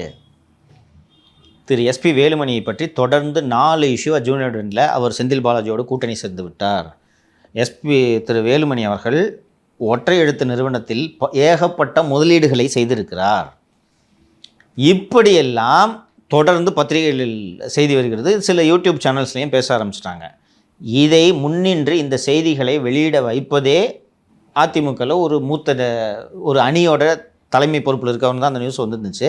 சுற்றி வளைக்க வேணாம், அந்த நியூஸு வேலுமணி பற்றி. அந்த அணியோட தலைமை நிர்வாகி திரு ராஜ் சத்யன். சார் இங்கே தான் சார் ஒரு டவுட் வருது சார். ராஜ் சத்யன் வந்து அதிமுகவோட லெகசி, அவங்க அப்பா கூட எம்எல்ஏ தான் இல்லையா? எம்பி, மேயர், முன்னாள் மேயர். ஸோ அப்படி இருக்கும்போது அடுத்த ஆட்சியில் அதிமுக ஜெயிக்குதுன்னா ராஜ் சத்யனுக்கு தானே நல்லது. அவர் ஏன் இந்த சபோட்டேஜ் பண்ணுற வேலையை திமுகவோட இணைந்து செய்யணும்? நல்ல கேள்வி நீங்கள் கேட்டது. இப்போது அதிமுக ஆட்சி வருது. ஆட்சி வந்தால் மதுரையிலேருந்து யார் யார்ப்பா அமைச்சர்? மதுரையில் இருந்து அவர் செல்லூர் ராஜு, ஆர்பி உதயகுமார், 2 அவங்க 2 பேர். அவங்க 2 பேர். அது மூணாவதாக மணிகண்டன் ஒருத்தர் இருந்தார். அவர் மதுரையா? நான் மதுரை கேட்குறது. அவங்க 2 பேர் தான் சார். மதுரையிலேருந்து 3வது ஒருத்தர் அமைச்சராக அவங்க ஆக்குவாங்களா? இல்லை சார், அதை தாண்டி கம்யூனிட்டின்னு ஒரு விஷயம் இருக்குது. அதை வந்து கொலாபரேட் பண்ணணும் கொஞ்சம். ஸோ இவருடைய தந்தை திரு ராஜன் செல்லப்பா எம்எல்ஏவாக நிற்பார். அண்ணன் திரு செல்லூர் ராஜு மற்றும் திரு ஆர்பி உதயகுமார் ஆகியோர் அமைச்சராகிவிட்டால் ராஜன் செல்லப்பாவையும் அமைச்சராக்க முடியுமா? கம்யூனிட்டி ஈக்குவேஷன் வேறு சொன்னார் இல்லையோ, ஆக்க முடியுமா? மதுரையிலேருந்தே 3 பேர் என்பது சாத்தியமில்லை. அண்டு ஒரே சமூகம். ஆமாம், அதுவும் சாத்தியமில்லை. அங்கே அந்த ஒரே சமூகம், ஒரே மாவட்டம், அந்த சமூகத்துக்கே 4 பேர் கொடுத்தாலும் 4 பேர் மதுரையிலேருந்தே சூஸ் பண்ண மாட்டாங்க. ஓகேவா? பையனுக்கு சீட்டு கொடுப்பாங்களா? கொடுக்க மாட்டாங்க. திமுக நடக்கும், அதிமுக நடக்குமா? அப்போது அதிமுக ஆட்சிக்கு வரல, திருப்பி திமுக ஆட்சிக்கு வந்துருச்சு. இதே போல் செல்வாக்கோடு சம்பாத்தியம் செய்து கொண்டிருக்கலாமா? இன்றைக்கு விழுப்புரம் மற்றும் கோவை மாவட்டத்தை தவிர தமிழகத்தின் பெரும்பாலான அதிமுக மாவட்டங்களுக்கு பொறுப்பாளர்களை போற்றதில் ராஜ்சத்தினுடைய பங்கு உண்டு. அங்கே திரு எடப்பாடி பழனிசாமி அவர்களோட ஆஃபீஸில் இருக்கக்கூடியவர்கள் அத்தனை பேரும் ராஜ்சத்தினோடு கலந்தாலோசித்து விட்டு தான் எல்லா வேலைகளையும் செய்வார்கள். அந்த அளவுக்கு, அதாவது திரு எடப்பாடி பழனிசாமி அவர்கள்ட்ட ராஜ்சத்தியன் தன்னை எப்படி பொசிஷன் பண்ணியிருக்காருன்னா, Velumani, Thangamani, C V Shanmugam, R B Udhayakumar, Sellur Raju, K C Veeramani, இவங்க அத்தனை பேரும் உங்களுக்கு எதிராக சதி செய்து கொண்டிருக்கிறார்கள். நான் உங்களை ப்ரொமோட் பண்ணுற வேலையை நான் செஞ்சுக்கிட்டு இருந்தால் அவர்கள் தங்களை ப்ரொமோட் பண்ண சொல்கிறாங்க. நான் ஒண்டியாளாக உங்களுக்காக நின்று நான் போராடிக்கிட்டு இருக்கேன். இதனால் என்னை பற்றி தப்பும் தவறுமாக உங்களிடம் வந்து சொல்கிறார்கள். நான் நன்றாகத்தான் வேலை செய்து கொண்டிருக்கிறேன். நான் ஒருத்தன் தான் உங்களுக்கு உண்மையான விசுவாசி. ஸோ ஒரு மாஸ் லீடர் கிடையாது, மிகுந்த போராட்டத்துக்கு பிறகு பொதுச் செயலாளராக வந்திருக்கக்கூடியவர். அவருக்கு இது உண்மை என்று நம்புவதற்கு சாத்தியம் இருக்கிறதா இல்லையா? ஒருவேளை இவங்கெல்லாம் ஒன்றா சேர்ந்துட்டாங்கன்னா நம்பி இருந்து அவருக்கு எம்பி பதவி கொடுத்துருக்கணும்ல சார். யாருக்கு? ராஜ்சத்தியனுக்கு. இப்போ நம்புறாருன்னு வச்சிங்க, சொல்லி நம்பிட்டார் எடப்பாடி பழனிசாமி. இப்போ நம்மளுக்காக இப்படி உழைக்கிறாரு தம்பின்னு சொல்லிட்டு எம்பி பதவி கொடுத்துருப்பாங்கல்ல. திருப்பி ரெபல் என்ன எழுந்துச்சுன்னா, மதுரையில் இவ்வளோ முக்குளத்தோருக்கு இவ்வளோ ரெப்ரஸன்டேஷன் கொடுத்துட்டீங்க, என்ன ரீசன்றதை நான் சொன்னேன், கொடுத்துருக்கலாம். நீங்கள் சொல்கிறது நம்பினா கொடுத்துருக்கலாம். இந்த கம்யூனல் பேலன்ஸ் எப்படி மெயின்டைன் பண்ணுவீங்க? திரு இன்பதுரை அவர்களுக்கு கொடுத்ததுக்கான காரணம் என்ன? காஸ்ட் ஈக்குவேஷன், கம்யூனல் பேலன்ஸ்ன்னு சொன்னேன். எப்படி இதை பண்ண முடியும்? ஸோ இதைத்தான் சொல்லி கொண்டிருக்கிறார் திரு ராஜ்சத்தியன். கட்சி தலைவர்களுக்கு எதிராக என்னென்னவெல்லாம் செய்ய முடியுமோ எல்லாவற்றையும் செய்கிறார். திமுக ஈகோ சிஸ்டம் அவருக்கு ஆதரவாக வருதுன்றதுலேயே நீங்கள் புரிஞ்சுக்க முடியும். தாவண்ணா பிரகாஷுக்கு இதுக்கு என்ன சம்பந்தம்? திரு ராஜ்சத்தியன் அவர்கள்னு இவ்வளவு கரிசனையோடு அவர்கள் வருவதற்கு காரணம் என்னென்னா அவங்களால எக்ஸ்போஸ் ஆகிட்டாருன்றது தான். நான் பல முறை சொல்லியிருக்கேன். 174 மீட்டிங் நடந்திருக்கு. அதிமுக நிர்வாகி ஒருத்தர் போய் அங்கே சந்தித்து தம்பி ரத்தீஷை சந்தித்து பேசியிருக்கிறார் என்று நான் பல முறை சொல்லியிருக்கிறேன். ராஜ்சத்தியன் தான் அது. பெரும்பாலான இவர் இந்த சென்னை புறநகருக்கு பிரசாத்தை நிர்வாகியாக போட்டுட்டாருன்றது சொன்னேன். இது மாதிரி பல நிர்வாகிகளை போடுறதில்ல ராஜ்சத்தியம் பணம் வாங்கிட்டு போட்டிருக்காரு. மீட்டிங் நடந்துக்கிட்டே இருக்கும். ஒரு நிமிஷம் இருங்க வந்துடுன்னு ஃபோன் எடுத்துகிட்டு போவார். அண்ணன் தான் லைனில் வந்தார். சில பேர்கிட்ட அங்கிள்கிட்ட நான் பேசிட்டேன். எடப்பாடி ஒரு அங்கிளாம். எல்லாவற்றையும் கட்டுக்குள்ளே வச்சுக்கணும்னு பார்க்குறாரு. திரு சி.வி. சண்முகம் வந்து முன்னாள் சிறைத்துறை மற்றும் மைன்ஸ் அமைச்சராக இருந்தார். லஞ்ச ஒழிப்புத்துறையில் ஒரு எஸ்பி இருக்கார். அந்த எஸ்பிகிட்ட போய் தங்கமணி வேலுமணி மேலே எல்லாம் கேஸ் வந்துருச்சு டிவிஎஸ்சியில், சி.வி. சண்முகத்து மேலே ஏதாவது ஒரு கேஸ் போட்டால் தான் அவர் கண்ட்ரோலில் இருப்பாருன்னு அண்ணன் உங்ககிட்ட சொல்ல சொன்னாருன்ட்டு இப்படி போய் அந்த அதிகாரியிடம் சொல்லியிருக்கிறார். இது அந்த அதிகாரி என்கிட்ட சொன்னார். டிவிஎஸ்சியில் என் கான்ட்ராக்ட் தெரியும் உங்களுக்கு. இது மாதிரி பண்ணி அவ்வளவு தலைவர்களுக்கும் எடப்பாடிக்கும் இடையே ஒரு வால் மாதிரி ராஜ்சத்தியன் நிற்கிறார். அந்த நீங்கள் சொன்ன அந்த நியூஸ் இருக்குல்ல, குமுத ரிப்போர்ட்டில் வந்துச்சு, ஜூனியோடனில் வந்துச்சு, நியூஸ் தமிழில் வந்துச்சு, நியூஸ் தமிழில் வேறு ஏதோ ஒரு சேனலில் வந்துச்சு. இது எல்லாத்துக்கும் பின்னணியில் இருக்கிறது திரு ராஜ்சத்தியன். ஐடிவிங்கிறதுனால ஊடகங்களோட இவருக்கு நெருக்கம் இருக்கிறது. அப்படி தான் அவர் பேரை வர வச்சுக்கிட்டார். எம்பி பதவி பரிசீலனையில் திரு ராஜ்சத்தியன் இருக்கிறார் என்று. சார் இப்போவும் சார் அதிமுக வந்து ஆட்சிக்கு வந்ததுன்னா திரு ராஜ்சத்தியன் பவர்ஃபுல்லாக தான் இருக்க போகிறாரு. இப்போ நீங்கள் சொன்ன தகவலை வச்சு சொல்கிறேன். ஆனால் அவர் வந்து வழக்குகள் அந்த தேவநாதன் யாதவ் வந்து கைதாகும் போது வேற வழியே இல்லாமல் அவரை காப்பாற்றிக் கொள்வதற்காக அவர் வந்து இந்த சப்போர்டேஜ் பண்ணுறதுக்கான தேவை ஏற்பட்டுச்சா? அதுவும் ஒரு காரணம். இன்னொன்று சொல்கிறேன், அதிமுக வந்துச்சுன்னா நீங்கள் பவர்ஃபுல்லாக இருப்பாங்க அப்படின்னு சொல்லிட்டு நீங்கள் சொல்கிறீங்க.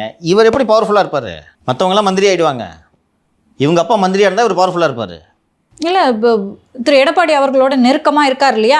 எல்லார்ட்டையுமே நான் தான். இப்போ நெருக்கமா சிஎம் ஆகிட்ட பிறகு இதே நெருக்கத்தோடு இருக்க முடியுமா? நீங்கள் அவங்களாம் மினிஸ்டர் ஆகிடுவாங்க, டம்மி ஆகிடும். மந்திரிங்க நெருக்கமாக இருப்பாங்களா? அதிகாரிங்க நெருக்கமாக இருப்பாங்களா? ஐடி விங் செக்ரட்டரி நெருக்கமாக இருப்பாரா? புரியுதா? அணுக முடியுமா? இப்போ தான் அண்ணன்கிட்ட பேசிட்டு வந்தேன். இவ்வளோ நேரம் அண்ணன் வீட்டில் தான் இருந்தானே. அண்ணன் கூட வந்து சீஃப் செக்ரட்டரி இருக்காரு, உளவுத்துறை ஐஜி இருக்காரு. நீ எப்போ அங்கே இருந்த தெரிஞ்சிருமா? அப்போது சபோட்டேஜ் பண்ணணும்னு சொல்லிட்டு தம்பி கூப்பிடும்போது ராஜ்சத்தியனுக்கு கரும்பு தின்ன கூலி மாதிரி. எக்ஸாக்ட்லி. இந்த சபோட்டாஜ் மேட்டர் சொல்கிறேன். அந்த கம்பெனி டீட்டெயில்ஸ் எல்லாம் நம்ம தெரிந்து கொள்ள வேண்டும். அந்த திரு தேவநாதன் யாதவோட நிறுவனத்திலேருந்து தேவநாதன் யாதவ்கிட்டேருந்து இவர் ராஜ்சத்தியன் 20 கோடி பெற்றிருக்கிறார். அந்த 20 கோடியில் 8 கோடி ரொக்கம், 12 கோடி ஒயிட்டில் வாங்கியிருக்காருன்றதான் நான் திரு ராஜ்சத்தியன் அவர்கள் மீது வைத்த குற்றச்சாட்டு. அதில் எக்கனாமிக் அஃபென்சஸ் நம்ம எங்கே அழைத்து விசாரிக்க போகிறதோ என்பதற்காகத்தான் திரு ராஜ்சத்தியன் அவர்கள் தம்பியிடம் சரணாகதி அடைந்தார் அப்படின்றது தான் நான் சொன்னேன். அண்ட் இப்போது திரு தேவநாதன் யாதவுக்கு அவசரமாக பண தேவை இருக்கிறது.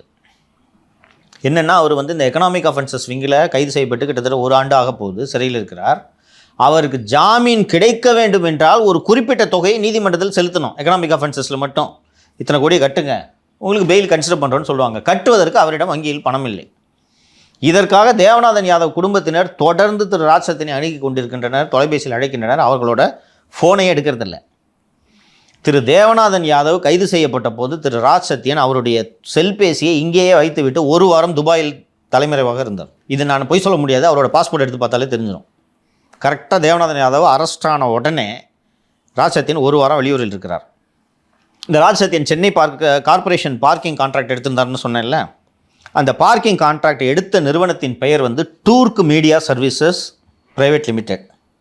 பெங்களூரில் பதிவு செய்யப்பட்ட கம்பெனி. நான் ஏற்கனவே சொன்னேன், ஏடிஎம்கே பீரியடில் ஒரு பெண்மணி பார்க்கிங் கான்ட்ராக்டுக்கான சாஃப்ட்வேரோடு வர்றாங்க. இந்த சாஃப்ட்வேரை ராஜ்சத்தியன் கேட்டோன்னா அவங்ககிட்ட ஒரு 3 கோடியை வாங்கிக்கிட்டு அவங்க சாஃப்ட்வேரையும் திருடி இவர் ஒரு நிறுவனத்தை தொடங்கி இந்த அதுக்கான கார்ப்பரேஷன் பார்க்கிங் ஆர்டரை இவர் பெற்று விடுகிறார் என்று நான் சொன்னேன்.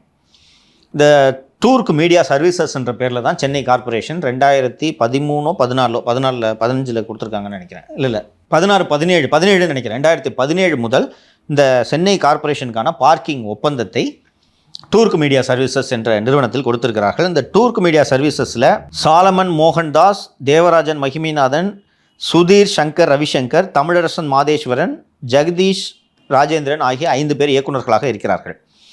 இந்த பார்க்கிங் கான்ட்ராக்ட் ராஜ் சத்யன்ட்ட தான் இருக்குன்றதுக்கு அடிஷ்னல் கராபரேஷன் இந்த ஸ்டாண்ட் வித் சவுக்குன்னு ஒரு பையன் நமக்கு சப்போர்ட்டாக அந்த இதில் எழுதிட்டு இருப்பான்.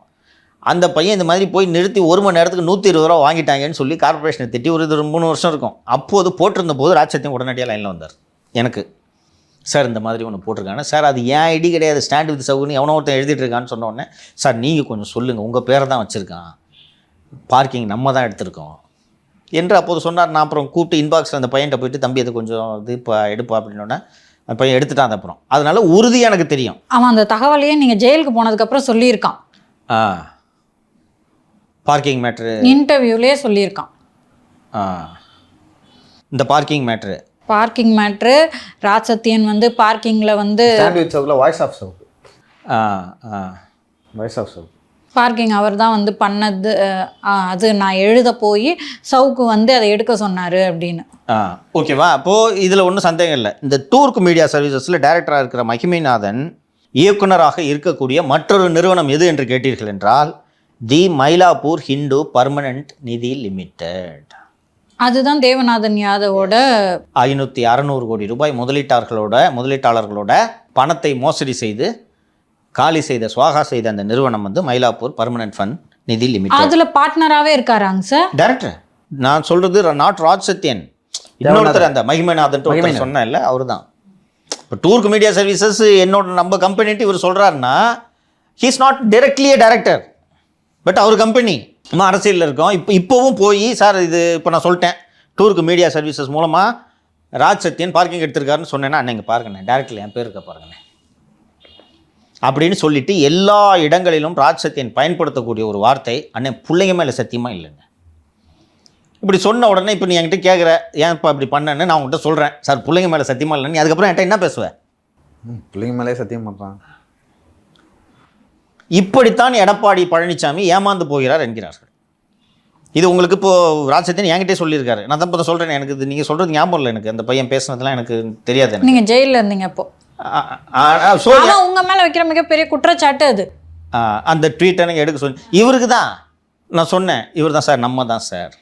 இப்போ சொல்லும்போது என்ன சொல்ல முடியும் கேட்குறாரு. அப்போவே நான் யோசித்தேன், நான் திமுக கவர்மெண்ட்டில் எப்படி ஒரு பார்க்கிங் எடுக்க முடியும்னா அப்போ வாங்கியிருக்கிறது அப்போலேருந்து 7 வருஷத்துக்கு போட்டிருக்காங்க அக்ரிமெண்ட், புரியுதா? இல்லை அது 5 வருஷம் போட்டாலும் கண்டினியூ ஆகும் சார். கண்டினியூ நான் அந்த மாதிரி தான் கண்டினியூ ஆகுதுன்னு நினச்சினுக்கிறேன். இப்போ 2020 நான் போடுறேன், எனக்கு 2025 வரைக்கும் வரும்ல 5 வருஷம் போட்டேன். அப்போ கேன்சல் பண்ண முடியாதுல்ல. அப்போ கேன்சல் பண்ணாலும் நீங்கள் அலிகேஷன் இப்படி போடப்பட்ட ஒப்பந்தம் இது இவரோட நிறுவனன்றது எல்லாருக்கும் தெரியும். அதில் டைரக்டராக இருக்கிறதுல ஒருத்தர் தான் இந்த தேவராஜன் மகிமைநாதன். அந்த தேவராஜன் மகிமைநாதன் டைரக்டராக இருக்கக்கூடிய இன்னொரு நிறுவனம் எதுன்னு கேட்டிங்கன்னா மயிலாப்பூர் ஹிந்து பர்மனன்ட் நிதி லிமிடெட். இவர்கள் இன்னும் பல நிறுவனங்களில் இயக்குனராக இருக்கிறார்கள். இவரெல்லாம் வந்து பார்த்தீங்கன்னா அடிக்கடி வெளியில் போயிட்டு வர்றாரு.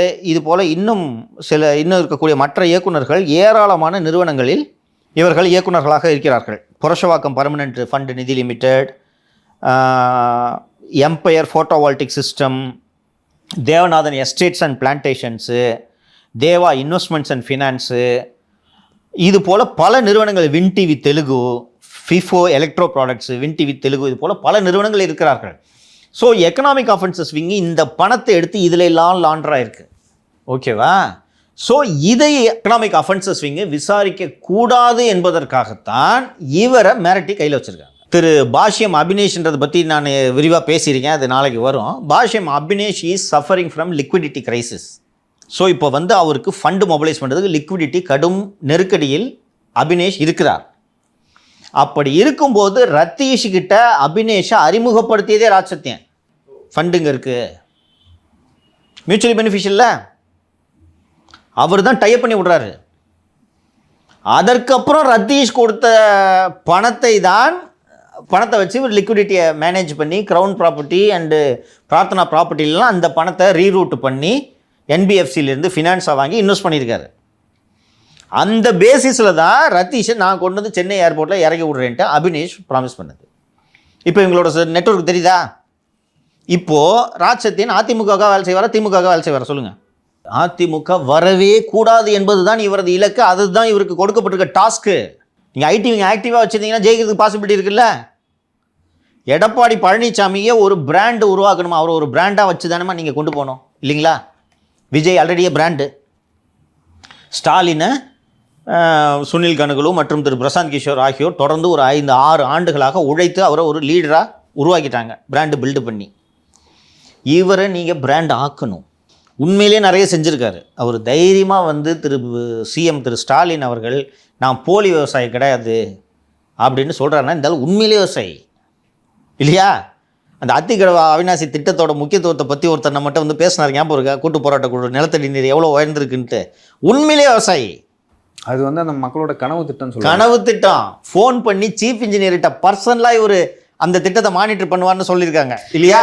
அதாவது தேனியில வந்து அந்த முல்லை பெரியாறு அணையை கட்டின பெண்ணிக்கு இன்ன வரைக்கும் அவங்க குழந்தைகளுக்கு பேரா வச்சிட்டு இருக்காங்கன்னா அந்த அளவுக்கு முக்கியத்துவம் வாய்ந்த ஒரு விஷயத்தை இங்கே பண்ணியிருக்காரு அவரு. ஏமா இன்னும் 50, 60, 100 வருஷம் கழிச்சு இருக்கக்கூடிய தலைமுறைகள் இந்த திட்டத்தை பேசும். சார், காமராஜர் காலத்துல இருந்து அதை நிறைவேற்றணும்னு சொன்னாங்க. எம்ஜிஆரால முடியல, கலைஞரால் முடியல, செல்வி ஜெயலலிதா முடியல, யாராலையும் முடியல. ஆனா இவர் பர்சனலா எடுத்து பண்ணாங்க. அப்போ இது மாதிரியான ஒரு விஷனரி, அது பர்சனலா அந்த விஷயத்த சார் நம்மளோட சேனல்ல தான் இன்டர்வியூவா பார்த்தேன். ஓகேவா, எனக்கு ரொம்ப ஆச்சரியமா இருந்தது. இன்னைக்கு முதலமைச்சர் வந்து திரு ஸ்டாலின் அவர்கள் தான், ஆனா ஏன் எடப்பாடிக்கு பாராட்டு விழா நடத்துறாங்க அப்படின்னு சொன்னதுக்கு அப்புறம் தான் சரி அந்த இன்டர்வியூ போய் நான் உட்காந்து பார்த்தேன். மற்றபடி சோசியல் மீடியால அந்த தகவல் எனக்கு வரல. அது வந்தது கூட எப்படின்னா அந்த அத்திக்கடவு பாராட்டு விழாக்கு வந்து கான்ட்ரோவர்சி தான் வந்து மீண்டும் மீண்டும் பேசப்பட்டுச்சு. ஓகேவா, ஆனா தகவல் இவ்வளவு முக்கியத்துவம் வாய்ந்த தகவல் ஸ்ப்ரெட் ஆகல. எனக்கு அந்த திட்டத்தை பத்தி தெரியாது. ஏதோ அத்திக்கடவு அவிநாசி திட்டம், ஏதோ ஒரு நதிநீர் திட்டம் மாதிரி நான் நினைச்சுக்கிட்டு இருந்தேன். இது மாதிரி ஒரு திட்டம்ன்றது அவர் பேட்டி எடுக்கும் போது தான் எனக்கே புரிஞ்சது. இதை யார் பிராண்டு பண்ணணும்? அதிமுக தான் பிராண்டு பண்ணணும். பிராண்டு பண்ணி அவரோட இமேஜ் உயரக்கூடாது. புரியுதா?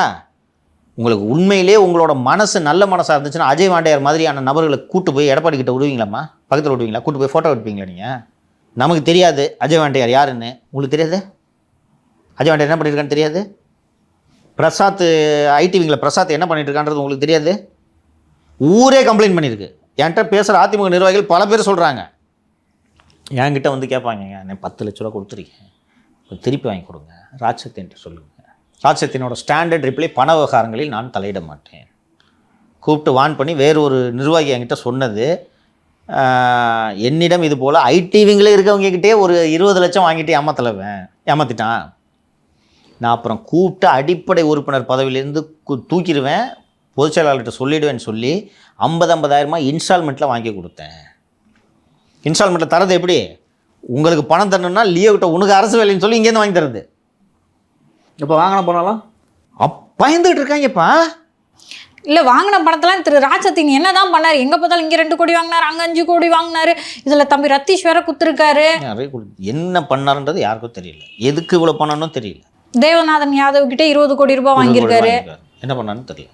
இதை திரு பழனிசாமி அவர்கள் புரிந்து கொள்ள வேண்டும். அவர் வந்து பூத் ஒர்க்கு தான் மெயின். பூத்தில் ஃபுல்லாக கான்சன்ட்ரேட் பண்ணுறாரு. நம்மளே பேசியிருக்கோம், உங்களுக்கும் தெரியும் இந்த விவரம். கான்சன்ட்ரேட் பண்ணுறாரு. சோஷியல் மீடியாவும் முக்கியம் சார், அது ரொம்ப முக்கியம். அப்படின்றதுனால தான் திமுக அதிமுக ஐடிவிங்ல கை வைக்குது. அது எவ்வளவு முக்கியமா சபட்டாச் பண்ணிட்டாங்கல்லம்மா. கீ ஏரியாம்மா அது. ஐடிவிங் கீ ஏரியா. ராஜ்சக்தின் வேற யாராவது வேலை செய்கிறாங்கன்னு இப்போ ராஜ்சக்தினுக்கு உண்மையிலே நிறைய வேலை இருக்குன்னு வச்சுக்கோங்கம்மா, நான் ஒத்துக்கிறேன், சரியா? ஐடிவிங்கோட தலைவராக திரு கோவை சத்யன் இருக்கிறார். அவர்கிட்ட கொடுத்து அவர் பண்ணுறாரு, அவர் பண்ண விட மாட்டார். சார், நிறைய பேர் ஃபோன் பண்ணி புலம்புறாங்க சார். பேசும்போது இது மாதிரி திரு எடப்பாடி அவர்களை பாராட்டி ஒரு 4 வரிகள் எழுதுனா இங்கேருந்து கௌரி சங்கர் கிட்டேருந்து கால் போகுதான். போய் அவர் என்ன சொல்கிறாரா, மேலிடத்து உத்தரவு அதை எடுங்க அப்படின்னு சொல்கிறாங்களாம். இதுக்கு பாதி பேர் பயந்து தூக்கிட்டாங்க. நம்மளுக்கு சொன்னவங்க வந்து மேலிடத்துலேருந்து எனக்கு கால் பண்ண சொல்லு அப்படின்னு சொல்லிட்டு தூக்கலையாம். ஸோ இப்போது நீங்கள் இப்படி யோசிச்சு பாருங்களேன். இந்த மாதிரி மேலிடத்து உத்தரவு தூக்குன்னு தூக்க சொல்லும்போது வேலை பார்க்குறவங்களுக்கும் ஒரு குறிப்பிட்ட டைமில் சோர்வாயிடுவாங்க. நம்ம இதை பேசுனதுக்கப்புறம் சார் நிறைய கீழே வந்து கமெண்ட்டுகளில் இதை மாதிரி அதிமுகக்கு ஆதரவாக எழுதுறவங்க கௌரி சங்கராலே மிரட்டப்படுறாங்கன்னு ட்வீட்டு போட்டிருக்காங்க. இந்த கௌரி சங்கர் வந்து ராஜ்சக்தினுக்கு ரைட் ஹேண்ட் மாதிரி. யாருமே சோஷியல் மீடியாவில் எதுவுமே எழுதக்கூடாது, அதை உறுதி செய்கிறது தான் கௌரி சங்கர் வேலை. இப்போ சார் இந்த சூர்யா பான் டு வின்னா இருக்கட்டும், தா பிரகாஷாக இருக்கட்டும், இது நிறைய பேர் என்ன சொல்கிறாங்கன்னா சவுக்கும் ராஜ் சத்யனும் ஒரே அணி அப்படின்னு அவங்க சொல்கிறது படினா கௌரி சங்கர் ஏன் உங்களுடைய ப்ரைவேட் ஃபோட்டோஸை அதிமுக ஐடி விங்கில் பதிவிட்டு அதை பரப்ப சொல்லணும்? இப்போ தெரியுது அவங்களுக்கு இவங்களோட புத்தி எப்படி இருக்குன்னு. எல்லாருக்கும் பார்த்தீங்கன்னா ஒரே ஃபீடு தான், ஒரு ஃபோட்டோ, அது என்னோடய பர்சனல் ஃபோட்டோ. அந்த ஃபோட்டோவை அந்த திருச்சிக்காரன் ரிலீஸ் பண்ணுறான். யார்? இந்த வருணோட கைக்கூலி, வருண்குமாரோட கூலிப்பட யூஸ் பண்ணுறான். நம்ம வீட்டுக்கு சாக்கடை அள்ளி ஊற்ற வந்தவர்கள் அந்த புகைப்படத்தோடு தான் வந்தார்கள். இந்த அதிமுக நிர்வாகியாக இருக்கக்கூடிய திரு கௌரி சங்கரும் இந்த படத்தை அதிமுகவோட குரூப்பில் போட்டுட்டு இதை நீங்கள் பரப்புங்க என்று சொல்கிறார் என்றால் இவர்கள் அத்தனை பேரும் எந்த புள்ளியில்? எல்லாமே ஒரே புள்ளியில். இப்போ சார் அதிமுக ஐடி விங்கில் இருக்கவங்க ஒருத்தராவது அதிமுகவுக்கு நேர்மையாக இருக்க மாட்டாங்களா? அதை எடுத்து நம்மக்கிட்ட ஷேர் பண்ண மாட்டாங்களா? யோசிச்சாரா பாருங்களேன் இந்த கௌரி சங்கர். இல்லை நிறைய அனுப்பிச்சிருக்காங்க, டெலிட் பண்ணிட்டாங்க. கீழே இருக்கிற ஒரு 4 டெலிட் பண்ணிவிட்டு அந்த இன்பிட்வீன் வந்து அந்த ஸ்க்ரீன்ஷாட் எடுத்து தான் நான் அப்படி தான் பார்க்குறேன். நான் எனக்கு தெரிஞ்சு அந்த ஃபோட்டோவும் டெலிட் பண்ணிருப்பாங்க. பண்ணிவிட்டு இந்த 4 ஃபோட்டோ டெலிட் பண்ணோம், இதையும் ஸ்க்ரீன்ஷாட் எடுத்துட்டாங்க. டெலிட் பண்ணுறது முன்னாடி ஸ்க்ரீன்ஷாட் எடுத்துட்டாங்க. ஆமாம். ஏன்னா பெரிய அளவில் சோஷியல் மீடியாவில் ராஜ் சத்யனுக்கு எதிராக கூட யாரும் பேசல. கௌரி சங்கர் இந்த ஃபோட்டோ வெளியிட்டதுக்கு அப்புறம் தான் மிகப்பெரிய எஜிடேஷன் வந்து எல்லாரும் வர்றதுக்கான காரணம். அவ்வளவு இப்போ நீங்கள் வந்து திருச்சி மாவட்ட அதிமுக ஐடி விங் நிர்வாகின்னு வச்சுக்கோமா, ஒன்று போடுறீங்க, போட்ட உடனே கௌரி சங்கர்ட்டேருந்து மேலிடத்துலேருந்து ஃபோனை நீங்கள் எடுங்கன்னு சொல்கிறீங்க. நீங்கள் மீறி எடுக்கலைன்னா உங்கள் மனசில் என்ன சிக்கல் இருக்குன்னா, நமக்கே ரொம்ப கஷ்டப்பட்டு இந்த ஐடி விங்கோட மாவட்ட செயலாளர் பதவி, மாவட்ட இணைச் செயலாளர் பதவி வாங்கியிருக்கோம். இது ஒரு பெரிய அதிமுக போன்ற பெரிய கட்சியில் ஐடி விங்கில் இணைச் செயலாளர் இருக்கிறது ஒரு பெரிய அங்கீகாரம். கௌரி சங்கர் சொன்னதை கேட்காம போனேன். ஏன்னா கௌரி சங்கர் ராஜ் சத்யனோட வலதுகரன்றது எல்லாருக்கும் தெரியும். இவனை பகைச்சிக்கிட்டோன்னா நாளைக்கு மேலே சொல்லி நம்மளுக்கு இந்த பதவியை தூக்கிட்டா நாளைக்கு நம்ம கட்சியில் முன்னேற முடியாது. எல்லாருக்கும் இந்த பயம் இருக்குமா இருக்காதா? இதனால என்ன ஆயிடுச்சுன்னா, எது செஞ்சா சரி எது செஞ்சா தப்புன்னு அதிமுக ஐடி விங் நிர்வாகிகள் ஒருத்தருக்குமே தெரியாது. ஸோ என்ன பண்ணுறது? எதுவுமே செய்யாமல் கம்முன்னு. நான் சொல்கிறேன், ஐடி விங் நிர்வாகிகள் மட்டும் 77,000 பேர். எடப்பாடி பழனிசாமி ஒரு ட்வீட்டு போட்ட உடனே இதை நீங்கள் அத்தனை பேரும் மாவட்டத்துக்கு வாட்ஸ்அப் குரூப் இருக்கணும்ல, மாவட்ட நிர்வாகிகள் எல்லாம் சேர்ந்த ஒரு வாட்ஸ்அப் குரூப் இருக்கணும். அந்த குரூப்பில் ராஜ் சத்யன் இருக்கணும், மற்ற நிர்வாகிகள் இருக்கணும். இவங்க வந்து மாவட்ட தலைவர்கள் இருக்கக்கூடிய வாட்ஸ்அப் குரூப்பில் இதை எடுத்து போட்டு அண்ணா உங்கள் குரூப்பில் ரீட்வீட் பண்ண சொல்லுங்கன்னா, ஒவ்வொரு மாவட்ட தலைவரும் அவர்கள் அந்த மாவட்டத்துக்கான நிர்வாகிகளை வச்சுருப்பாங்கல்ல, அந்த நிர்வாகிகள் அவர்களுக்கென்று அதிமுக ஆதரவு வாட்ஸ்அப் குழுக்களை வச்சுருப்பாங்கல்ல, ஒவ்வொன்றத்துலையும் போட்டு இதை ரீட்வீட் பண்ணுங்கள், இன்ஸ்டால் அதை போஸ்ட் போடுங்கன்னு சொன்னேன்னா ஒரு குறைஞ்சது ஒரு 20,000 லைக்ஸ் வருமா வராதா? மேலே வரும். வெறும் 1000 லைக்ஸ் கூட எடப்பாடியோட ட்வீட்டுக்கு தொடமாட்டேங்குது. ஏன் சார்? அதிமுக ஐடி விங்கு சரியாக வேலை பார்க்கலன்னு சொல்லிட்டு நம்ம பேசினதுக்கப்புறம் நிறையா பேர் திரு இபிஎஸ்ஸை டேக் பண்ணி அவ்வளோ பேர் ட்வீட் போட்டிருக்காங்க. அப்போ அதெல்லாம் பார்க்குறாரா இல்லையாங்க சார்? அவர் கேள்வி என்னன்னா, இப்போ எடப்பாடி பழனிசாமி டெய்லி நியூஸ் பார்க்குறாரு, எக்ஸ்ட்ராலத்தையும் பார்ப்பாரு, கூட இருக்கவங்க சொல்லுவாங்க. இதெல்லாம் தாண்டி இந்த விஷயங்கள் வந்து அவருக்கு தெரியாமல் போயிருக்குமா? நீங்கள் இவ்வளோ விஷயங்கள் சொல்கிறீங்க. இப்போ அதிமுக ஐடிவிங்கில் வந்து இத்தனை விஷயங்கள் நடக்குது, அவர்கள் திமுகவாக வேலை செய்கிறாங்க அப்படின்னு சொல்லிட்டு நீங்கள் சொல்கிறீங்க.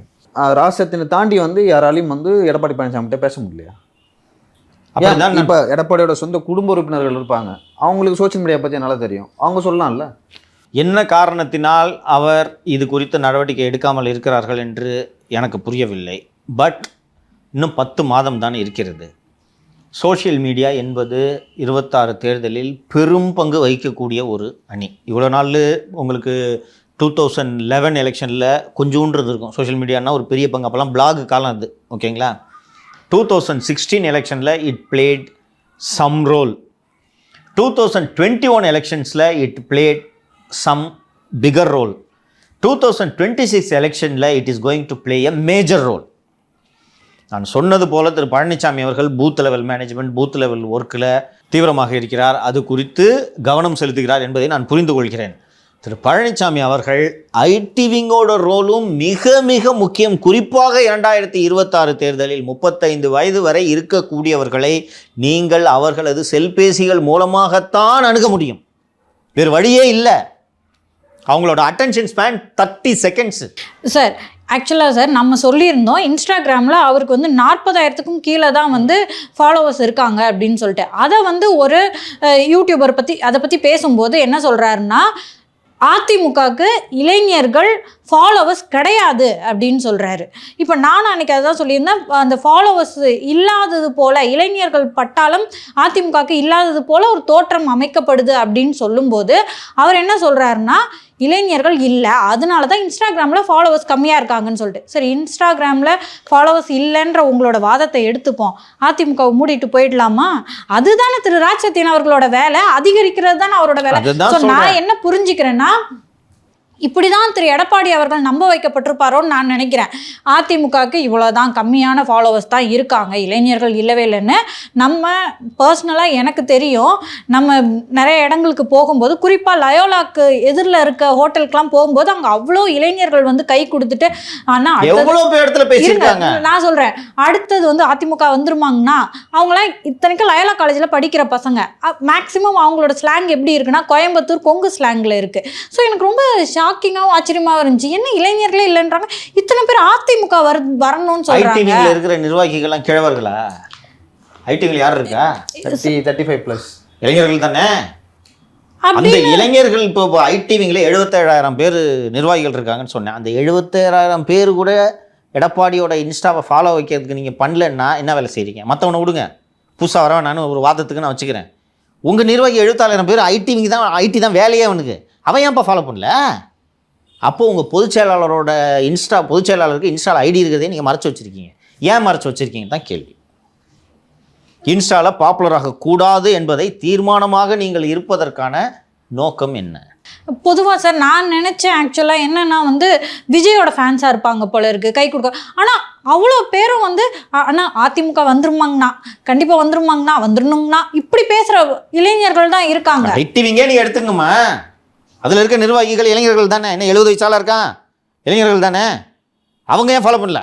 முதல்ல ஆக்சுவலி நம்ம எதுக்கு சேனல் நடத்தணும், அதான் இவ்வளோ பேப்பர் நடக்குதுல்ல பார்த்துக்கிட்டோம்னு சொல்லிட்டு ஏன் எளிமைப்படுத்தி சொல்கிறோம். ஸோ திரு எடப்பாடி அவர்கள் ஒரு ட்விட்டு போடுறாருன்னா அதை எளிமைப்படுத்தி கடைசி தொண்டன் வரைக்கும் சென்று சேர வேண்டியதை மேக் ஷூர் பண்ண வேண்டியது அதிமுக ஐடிவிங்க தானே. இதில் ட்விட்டரில் ஒருத்தர் போட்டிருந்தாரு, இந்த அறிக்கை நல்லா இருக்குது, எடப்பாடி பழனிசாமி இந்த போலி விவசாயின்னு சொன்னால அது சம்மந்தமாக போட்டிருந்த ஒரு அறிக்கையை பார்த்து இந்த அறிக்கை நல்லா இருக்குது, இந்த அறிக்கை எளிய வடிவில் வீடியோவாக மாற்றுவது ஐடிவிங்கோட வேலை, ஏன் இன்னும் மாற்றப்படவில்லை அப்படின்றத ஒருத்தர் போட்டிருந்தார். நானும் அதை கோட் பண்ணி ட்வீட் போட்டிருந்தேன். அது உண்மை தானே. அது ஏன் வந்து அதை எளிமைப்படுத்தி போடல? அந்த நான் உண்மையான விவசாயின்றதுக்கு 4 பக்கத்துக்கு ஒரு அறிக்கை திரு பழனிசாமி அவர்கள் கொடுத்துருக்கிறார். நம்ம படிப்போம், நமக்கு இது பொழப்பு, அதனால் என்ன சொல்லியிருக்கான்றது 4 பக்கம் அறிக்கையை நம்ம ஃபுல்லாக படிப்போம், டிஸ்கஸ் பண்ணணும் ஷோலன்றதுனால. ஒரு யங்ஸ்டர் பிரசாத் இருக்கான், பிரசாத் ஏன் அதை ஃபுல்லாக 4 பக்கத்தை உட்காந்து படிக்கணும்?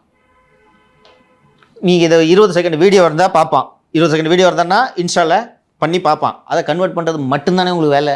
வேறு ஏதாவது வேலை இருக்கா? சொல்லுங்கள், உங்களுக்கு இது மட்டும்தான் வேலை. இந்த வேலையை நீங்கள் ஏங்க 4 வருஷமாக செய்யவே இல்லை? இதைத்தானே கேள்வி எழுப்புகிறோம். ஏதாவது ஒரு காரணம் இருக்கணும்ல. காழ்ப்புணர்ச்சியோட விமர்சனம் செய்கிறீங்களா? எந்த உணர்ச்சியோட விமர்சனம் செய்கிறதா இருக்கட்டும், நீங்கள் வேலை செய்கிறீங்களா இல்லையா? இவ்வளோ தான் கேள்வி, அடிப்படை கேள்வி. செய்யலை, அது யதார்த்தமாக கண் முன்னாடி தெரிகிறது. ஏன் செய்யவில்லை? அப்போ நான் குற்றம் சுமத்துறேன். நீங்கள் திமுக கிட்ட காசு வாங்கிட்டு வேலை செய்யக்கூடாதுன்றதுக்காக செய்யலைன்றதை நான் குற்றமாக சுமத்துகிறேன். போய் கூப்பிட்டு என்னப்பா இந்த மாதிரி சொல்கிறாங்களே கேட்டால் உடனே பிள்ளைங்க மேலே சத்தியமா. இது போன்ற போலி சத்தியங்களை எல்லாம் நம்பி திரு எடப்பாடி பழனிசாமி அவர்கள் ஏமாறக்கூடாது என்பதற்காகத்தான் இந்த ஷோவில் இதை வலியுறுத்தி சொல்கிறோம். என்ன காரணம் என்றால், தமிழகத்தில் ஆட்சி மாற்றம் ஏற்படுத்துவது நம் ஒவ்வொருவரது கடமை என்று நான் பார்க்கிறேன். இது அவலாட்சி விரிவாக நம்ம பேசியிருக்கோம். அவரே விரும்பலைனாலும் திரு எடப்பாடி பழனிசாமி வெல்வதற்கான வேலைகளை செய்ய வேண்டும்னு நான் நினைக்கிறேன். அவருக்கு வந்து எனக்கு இன்ட்ரெஸ்ட் இல்லைப்பா சிஎம் ஆகிறதுக்கெலாம் என்று அவர் நினைக்கக்கூடாது. இன்றைக்கி அவர் தான் சிஎம் கேண்டிடேட், அவர் ஜெயிச்சாகணும். அந்த கடமை அவருக்கு இருக்குது. அதற்கான முயற்சிகளில் அவர் ஈடுபடாவிட்டால் மீண்டும் திமுக ஆட்சி என்ற அதர பாதாளத்துக்குள் 8 கோடி மக்களை தள்ளிய தீராத பழிக்கு அவர் ஆளாவார். நம்ம எல்லாருக்கும் ஒரு வரலாற்று கடமை இருக்குது. வரலாறு இப்படி தான் உருவாக்கப்படுகிறது, புரிஞ்சுக்குங்க. அப்போ அவருக்கும் ஒரு ரோல் இருக்குல்ல, எப்படியாவது வீழ்த்த வேண்டும் திமுகவை. அதில் ஒரு குரூஷியலான ரோல் இந்த ஐடிவிங்க.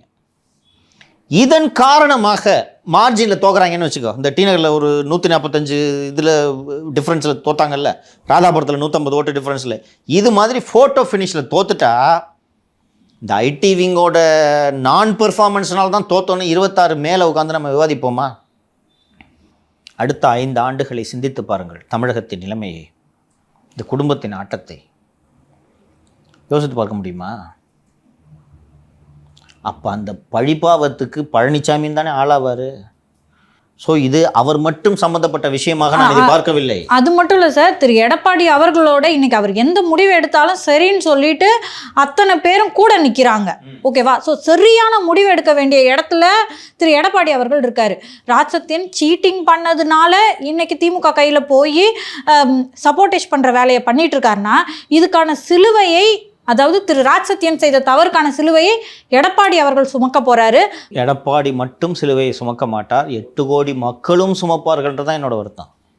அவரோட அவர் மட்டும் சுமந்தார்னா அது அவர் கட்சி, அவர் பண்ண தப்புக்கு சுமந்துட்டு போறாருன்னு விட்டுட்டு போயிடலாம். நீங்கள் நானும் சுமப்போம். தமிழ்நாட்டில் எவனுமே நிம்மதியாக வாழ முடியாது. திருப்பி இந்த குடும்பத்துக்கிட்ட இந்த கவர்மெண்ட் போச்சு, தமிழ்நாட்டில் யாருமே நிம்மதியாக இருக்க முடியாது. அதனால தான் நான் சொல்கிறேன், இது வெறுமனே அப்போ நான் ஒரு தப்பு பண்ணுறேன், அதுக்கான பொறுப்பை நான் ஏற்றுக்கிறேன்னு திரு பழனிசாமி அவர்கள் உதறி தள்ள முடியாது. நம்ம எல்லாருக்கும் சேர்த்து தான் அவர் முன்னாடி ரேஸில் ஓடிட்டுருக்காரு. ஸோ அவருக்கு கூடுதல் பொறுப்பு இருக்குன்றேன். அவரோட பிரச்சனை அவருக்குன்னு சொன்னால் விட்டுட்டு போயிடலாம். 8 கோடி மக்கள் சஃபர் ஆவாங்க, ஒரு குடும்பம் மட்டும் நல்லாயிருக்கும். இது விளையாட்டு கிடையாது. இன்னொன்று, திரு பழனிசாமி அவர்கள் நாம் சொல்லக்கூடிய வைக்கக்கூடிய குற்றச்சாட்டுகள் அத்தனையும் பொய் என்று ஒரு வாதத்துக்காக வைத்துக் கொள்ளலாம். உண்மையா இல்லையா என்று விசாரிக்க வேண்டியது அவருடைய கடமை அல்லவா? அவருக்கு கீழே பணியாற்றிய ஐபிஎஸ் அதிகாரிகள் பலர் இன்னும் அவரோடு நெருக்கமான தொடர்பில் இருக்கிறார்கள். அவரது நம்பிக்கை பெற்ற ஐபிஎஸ் அதிகாரிகள். திரு பழனிசாமி அவர்கள் முதல்வராக இருந்தபோது திரு சத்தியமூர்த்தி உளவுத்துறை ஐஜியாக இருந்தார், திரு ஈஸ்வரமூர்த்தி உளவுத்துறை ஐஜியாக இருந்தார். அவங்க 2 பேரையும் திரு பழனிசாமிக்கு நன்றாக தெரியும். திரு சத்தியமூர்த்தி மற்றும் திரு ஈஸ்வரமூர்த்தி ஆகியோரை அழைத்து இந்த மாதிரி ஷோவில் 2 குற்றச்சாட்டு, இவ்வளோ குற்றச்சாட்டு வச்சுருக்காங்க, இதன் உண்மைத்தன்மை என்ன என்பதை விசாரித்து சொல்லுங்கள்னு சொன்னால் விசாரித்து சொல்லுவாங்க. இதை ஏன் அவர் செய்ய மறுக்கிறாருன்றதான் வருத்தமாக இருக்கிறது. நம்புறாருன்னு நினைக்கிறேன் திரு ராஜ்சத்தியன். பக்கத்தில் இருக்கவங்க நம்புறாரு, பக்கத்தில் இருக்கவங்க அத்தனை இந்த சிஎம் கதை தான். சார் கப்பல் கவுந்துருச்சு சார், காலையில் போய் தினேஷ் சொல்லுவோம், அப்படி கப்பலை கவுந்துருக்காது, கப்பல் கவுந்துருச்சா அப்படியா, ஒரு ஐஜின்ட்ட கூப்பிடுங்கன்னொடனே சார் ஆமாம் சார் கப்பல் கவுந்துருச்சுன்னு அடுத்து வந்து சொல்லுவார். அடுத்து இவங்க 2 பேரும் முடித்த உடனே யூசி வந்து சொல்லுவார் சார் கப்பல் கவுந்துருச்சு சார்னு சொல்லிட்டு. இப்போது வரிசையாக எல்லாரும் சொன்னோன்னா ஓகே அப்படின்றவால இதுதான் இன்றைக்கி அங்கே இருக்கக்கூடிய நிலைமை. ஏதாவது ராஜ்சத்தியன் மேலே நடவடிக்கை எடுக்கலான்னு சொன்னால் அவர் அலுவலகத்தில் இருப்பவர்களே ராஜ்சத்தியனுக்கு ஆதரவாக போய் பேசுவார்கள். நல்லவர் சார், வேணாம் சார், என்ன சார் பிள்ளைங்க மேலே சத்தியம் பண்ணுறாரு போராமையில சொல்லுவாங்க. அதை தாண்டி ஐடிவிங்கோட அவுட்புட்னு ஒன்று இல்லை இருக்கும் சார். இப்போ ராஜ்சத்தியன் வேலை செய்கிறாருன்னா வெளில அவுட்புட் வரும், அதை பற்றி மக்களும் பேசுவாங்க, கட்சிக்காரங்களும் போய் வந்து எடப்பாடி பையன் சொல்லுவாங்களே. இப்போ வேலையே செய்யல, இதை போய் சொல்ல மாட்டாங்களா? இது முக்கியம் இல்லைன்னு திரு பழனிசாமி நினைக்கிறாரோன்னு தான் நான் புரிஞ்சுக்கிறேன். இல்லையோ திரு எடப்பாடி கிட்ட போயிட்டு இல்லை திமுக வந்து சில பல கோடிகளை கொட்டி கொட்டி செலவு பண்ணுறதுனால தான் இந்த அளவுக்கு ரீச் இருக்கு, நம்மளது வந்து ஆர்கானிக்காக வர ரீச் இவ்வளோதான் வரும் அப்படின்னு இது நடந்திருக்கலாம். நீங்கள் சொல்கிறது லாஜிக்கு. இதைத்தான் போய் சொல்லி அவரும் ஓகே ஒருவேளை அவங்க பல 1000 கோடிகளை செலவு பண்ணுறாங்க போல இருக்கு, நம்மகிட்ட ஏதுப்பா காசு என்று கூட நினைத்திருக்கலாம். இந்த நிகழ்ச்சி வாயிலாவது சொல்கிறேன், மனித உழைப்பு இருந்தால் போதுமானது. கோடிக்கணக்கான தொண்டர்கள் உங்களுக்கு இருக்கிறார்கள், நீங்கள் அவர்களை வழி நடத்தினால் திமுக ஐடிவிங்கெல்லாம் ஓட விடுறது இங்கே பசங்க இருக்காங்க, உணர்வோடு இருக்காங்க பசங்க, அங்கே 200 வாங்கிட்டு செய்கிறவங்க. சார் இப்போ கூட நம்ம ஊருக்கு போயிருக்கும்போது பொம்மை முதல்வர் அகற்றோம்னு சொல்லிட்டு தானே அந்த பசங்கள்லாம் போனாங்க. எவ்வளோ இளமையான பசங்க, அவங்களுக்கு என்ன 2வது ஆப்ஷன் என்ன? அவங்கள வழி நடத்தணும். பல பேர் ஏடிஎம்கே கட்சி ஃபேமிலியும் இருக்குல்லம்மா. என்ன ஏடிஎம்கே ஃபேமிலியாக இருந்தாலும் இளைஞர்கள் வந்து மட்டும் வேறு கட்சியில் இருப்பாங்களா என்ன? இளைஞர்கள் ஏராளமாக இருக்காங்க, அவங்கள வழி நடத்தினா ஆர்கானிக்காக க்ரோ ஆகும். இதுக்கு நீங்கள் சொல்கிறது ரொம்ப லாஜிக்கலான கொஸ்டின்னு. பணம் இருக்கிறதுனால தானே அங்கே இவ்வளோது வருது. உங்களுக்கு இன்ஸ்டாவில் ஃபாலோவர்ஸ் வராதது காரணம் நம்மகிட்ட பணம் இல்லைன்னு, நம்ம ஏழை கட்சினே என்று உருட்டி இருக்கலாம். ஆனால் அது உண்மை இல்லைன்றதை, உண்மையாக இல்லையான்றதை திரு பழனிசாமி அவர்களது கட்சியிலேயே இருக்கக்கூடிய கோவை சத்தியன், சிங்கை ராமச்சந்திரன் போன்றோரை அழைத்து ஏன்பா துட்டு இருந்தால் தான் இன்ஸ்டாவில் ஃபாலோவர்ஸ் வருமானு கேட்டு புரிஞ்சுக்கிட்டோம். இன்ஸ்டாகிராமில் போகிற கண்டென்ட் தான் சார், அவங்களுக்கு பிடிச்சிருந்தா ஃபாலோ பண்ணுவாங்க, லைக் பண்ணுவாங்க, அவ்வளோதான். எல்லாம் பண்ண முடியும் தம்பி. என்ன தம்பி, நம்மளே ஒரு சின்ன சங்கர் வந்து ஃபோன் பண்ணி அதை தூக்கு இதை தூக்குன்னு சொல்லக்கூடாது. அதுவும் திரு எடப்பாடி அவர்களுக்கு சப்போர்ட் பண்ணி பேசுகிற ட்வீட்டை நீக்க சொல்கிறாங்க. ஆமாம், திமுகவுக்கு சப்போர்ட்டான ட்வீட்டுன்னா எதுவும் சொல்ல மாட்டாங்க, அதான் அவங்களுக்கு பிரச்சனை. ஸோ இந்த மாதிரி சிக்கல்கள்லாம் இருக்குது, நம்ம கவனத்துக்கு வந்திருக்கு. இதை வந்து கட்சிக்காரங்களாலேயே திரு பழனிசாமி அணுக முடியலன்னா நம்மளாலாம் அணுக முடியுமா? அதனால தான் பொதுவெளியில் வைத்து விடுகிறோம். இதை பார்த்து விட்டு தேவையான நடவடிக்கைகளை எடுக்க வேண்டியது கட்சி பொதுச் செயலாளர் திரு எடப்பாடி பழனிசாமி அவர்களின் பொறுப்பு காலம் கடந்து கொண்டு இருக்கிறது. 10 மாதம்ன்றது கண்ண மூடி கண்ணை திறக்கணுக்குள்ளே ஓடிட்டு போயிடும். இன்னொன்று, திரு பழனிசாமி அவர்கள் திமுகவை மட்டும் எதிர்க்கவில்லை, தன் கட்சியில் உள்ளவர்களையும் சேர்த்து அவர் எதிர்த்து போராட வேண்டும். கூட்டணி கட்சியிலும் அவருக்கு எதிரிகள் இருக்கிறார்கள் என்பதை புரிந்து கொள்ள வேண்டும். இந்த அண்ணாமலை டீம் இந்த கூட்டணியை நாசம் பண்ணுறது எவ்வளோ வேலை செஞ்சுருக்கு, அதை கவுண்டர் பண்ண வேண்டியது ஐடிவிங் வேலை தானே செஞ்சுருக்காங்களா? அப்போ இவ்வளோத்தையும் கவுண்டர் பண்ணுறதுக்கு ஐடிவிங் வலுவாக இருக்கணும்ல. அண்ணாமலையோட ஐடிவிங்கை கவுண்டர் பண்ணணும், திமுக ஐடிவிங்கை கவுண்டர் பண்ணணும். இவ்வளோத்தையும் கவுண்டர் பண்ணுறதுக்கு உங்கள் ஐடிவிங்கை பல மடங்கு வேலை செய்ய வேண்டும். 24 மணி நேரம் வேலை செய்யணும். ஒரு நாளைக்கு கடமைக்கு 5 போஸ்ட் போடுறது தான் கடமைன்னு இருக்கக்கூடாது. இது ஒரு கோர் ஏரியா, இதில் கவனம் செலுத்த வேண்டும் என்பது நமது கோரிக்கை. சரிங்க சார், இந்த அரசியல் அரட்டையில் வந்து ரொம்ப நாளுக்கு அப்புறம் நிறைய விஷயங்கள் பேசிட்டான். எனக்கு தெரிஞ்சு ரொம்ப நேரம் வரும்னு நினைக்கிறேன் அரசியல் அரட்டை. நேர்கள் இந்த 4 நாள் கேப் விட்டுருக்கோம், அதனால் கோபித்து கொள்ளாமல் பொறுமையாக பார்ப்பார்கள். ஸோ நாளைக்கு வந்து 100வது அரசியல் அரட்டை, அப்போ வந்து நம்ம நிறைய விஷயங்கள் பேசலாம். ரைட், ரொம்ப நன்றி. நன்றி.